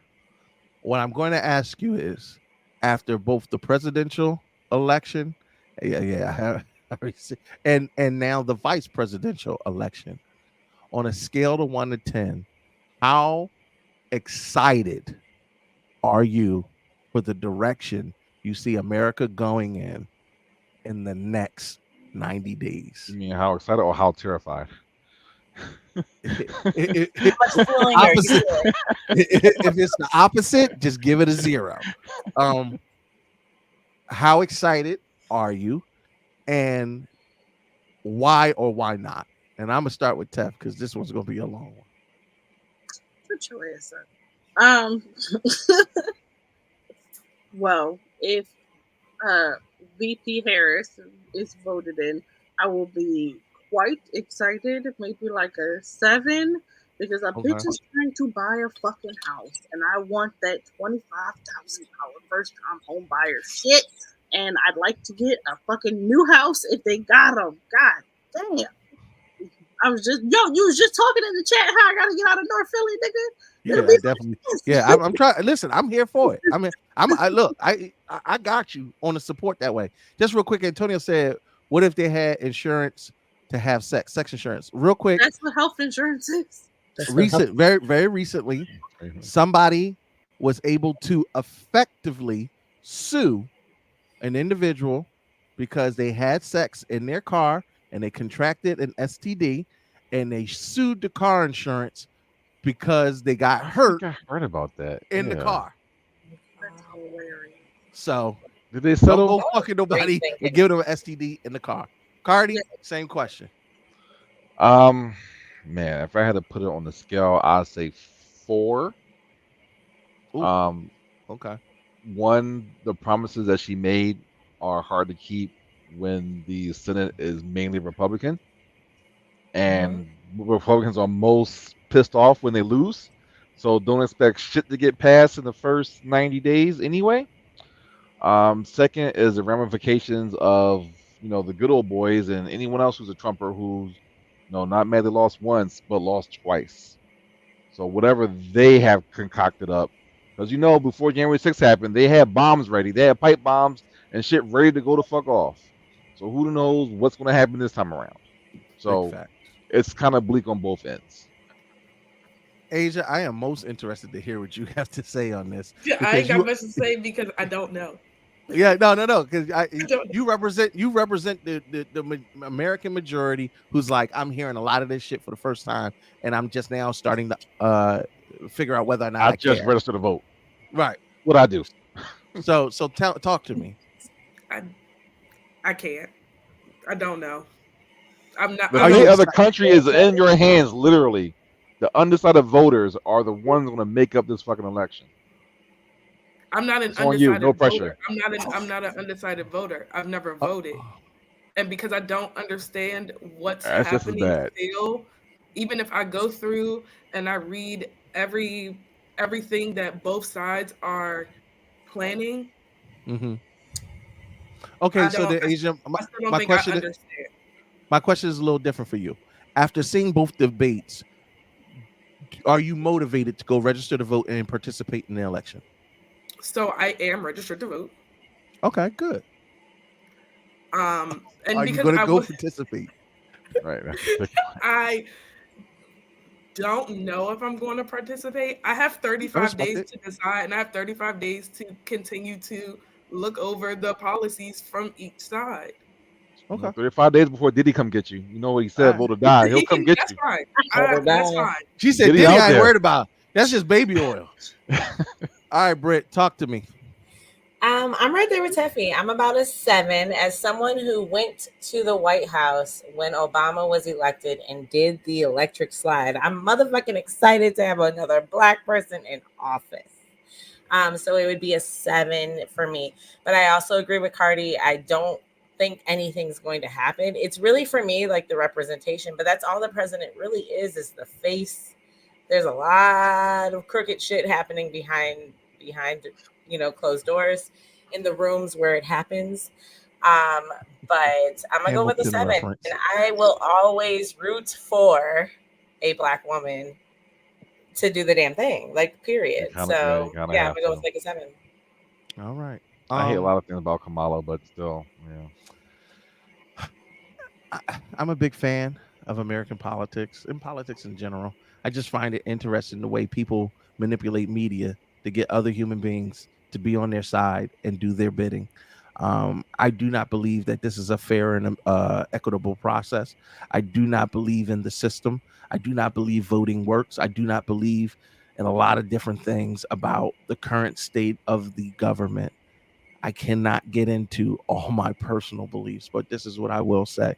Much like Asia, I don't lazily choose to do this, but I personally abstain from politics because it is always, and in my opinion, continues to be the picking of a lesser of two evils. And I have yet to see any candidate that aligns with my personal worldviews enough to get me excited to engage in the political process. Outside of my care and love for the people around me and the urgency of the lack of democracy that would ensue after one candidate would get in office over another, personal opinion, I know what anarchy looks like. And honestly, as much as I would love to be able to pick up my shotgun, get into the streets and really go put some work in, if you want peace, if you want order, I truly believe there is only one candidate that you can choose for that peaceful transition into a better way of life for the future. Now, Jesus Christ. I'll pick the person that starts the purge. I honestly, I don't even know anymore. Me and JC got some stuff to talk about too. But because how are these the candidates? This is what we doing out here. At the end of the day, I truly believe that American politics has devolved from what George Washington said, that he was afraid what would happen. It has become a two-party system. It is Republican and Democrats, and you people don't see anything but red and blue. And me personally, I think that there needs to be the destruction of these super PACs and allowing companies to dictate who gets elected so that third-party candidates can come in. And there is, I mean, you see it. There should be more than two candidates, real viable candidates. Somebody on social media brought up this point, and I think it's like really important that like third-party candidates don't try to run for any other office but the president. And it's like if people like, and if they wanted people to take them more seriously, they would run for like state and like Senate, other like well, there are green parties who do so, but the thing is that it's so bloated with money that you can only pick one side or the other. And that's what you're talking about, the super PACs. Because if you don't have money, you really can't campaign. You can't get your voice out there. That's not a democracy, right? And that's the whole point. That it is literally government dictated by capitalism. And of course, if you are a part of the 1% and I'm trying not to preach. I mean, but not to like necessarily like put it back on us as like voters, but like as a voter, you do still have the choice. Like they are still on the ballot. If you don't like any of the candidates, you are free to like pick somebody else. They like don't even have the money to campaign, Tef. It's not that. It's really about indoctrination. This is the whole process, since you were born until whatever. No, that's not true, because you definitely talked about that like in elementary school, like the whole fucking shebang. And then you want to talk about like unifying as a people. Like I said, persons of color have the biggest buying power in this country. We unified as a people and actually put our money behind like candidates that actually represented us. Like there was a candidate, I talked about it in our group, who was actually for reparations, had a comprehensive plan about how they would lay it out and enact it in the first like 400 days of like their presidency. If we came together as a collective and put our billions of dollars of buying power behind these candidates, they would get some visibility. You'd be able to see that. But people don't do their research and before you told us, did we know? They're out there. Oh, hold on. I'm not. I know what you're talking about though. But I'm saying before you mentioned it, did we know? Did you? That's a question for y'all. But they're also not allowed on the primary ballot, which that alone needs to change. We should be seeing their names from the beginning. Right. Well, they have to make it on the primary ballot first. You can vote them on there, but if they don't make it, you don't get put on the ballot. Also, when you walk in there, they're like, "Are you Democrat or Republican?" And you get that list of names. And that's what I'm talking about, the indoctrination part. Of course, you learned about the third party and grade school, but that doesn't. Cornel West was running for president, and most people, if it wasn't for the fucking Breakfast Club, no one would have really known. Even Shirley Chisholm, she ran as independent. Yeah. So Ross Perot is probably the most popular third-party presidential candidate ever. Who? I'm sorry, I missed that. Ross Perot, because he had billions of dollars to do what? Fund himself. Put it into a media campaign. Respectfully, I live in Pennsylvania, which is a swing state they're campaigning hard. I can't stream shit without an ad every single solitary commercial break. I have seen more Trump and Kamala Harris ads. I hate both these motherfuckers. I just want to finish binge watching Oz. Can you please hurry up? I also think that like third party candidates should be allowed to debate on the big stage with the other candidates. They got to make it on the ballot first. If they get on the ballot, they can do so. Exactly. But they're not allowed on the ballot.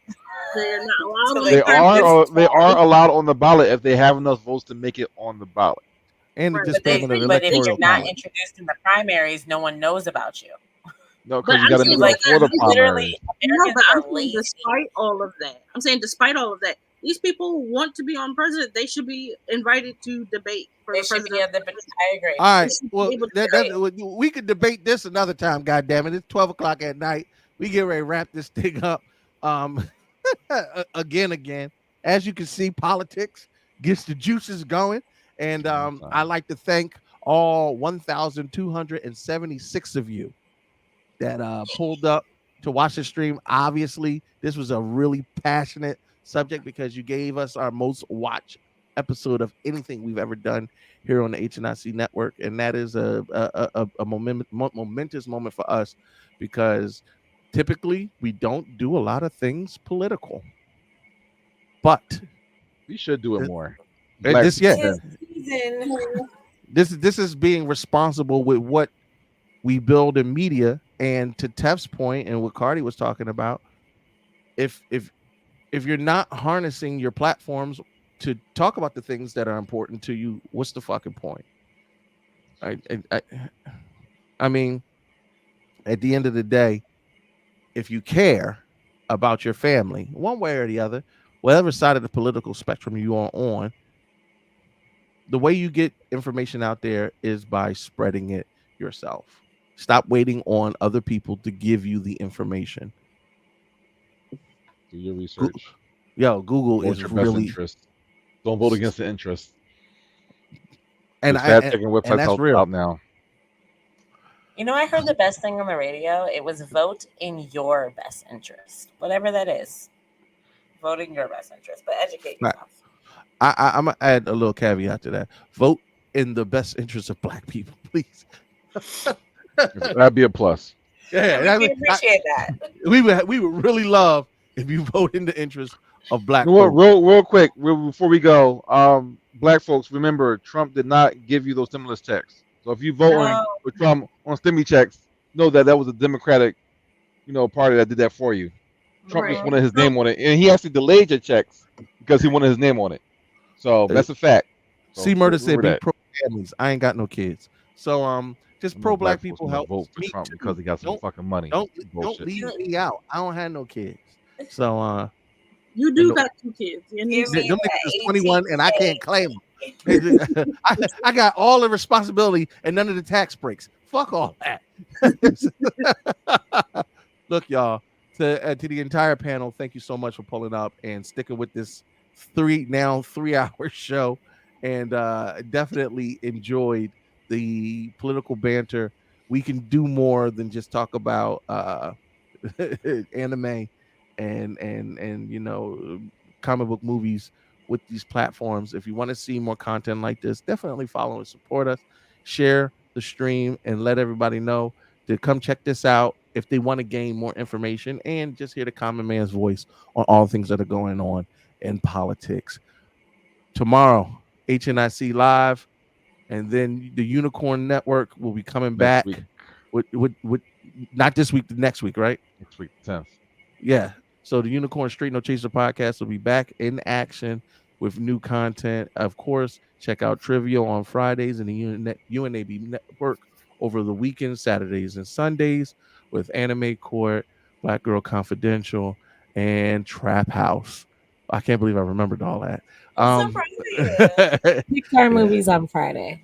Yeah, and To Be Tuesday will now resume its normal programming on Tuesdays. I promise. No more presidential debates, but we definitely we cover an election night. That'll be the last time you see us. It's going to be all night. listen, that is going to be a long stream. We're covering election night, but that's what we're here for. Thank you to everybody who pulled up, and we will see y'all next time. Still can't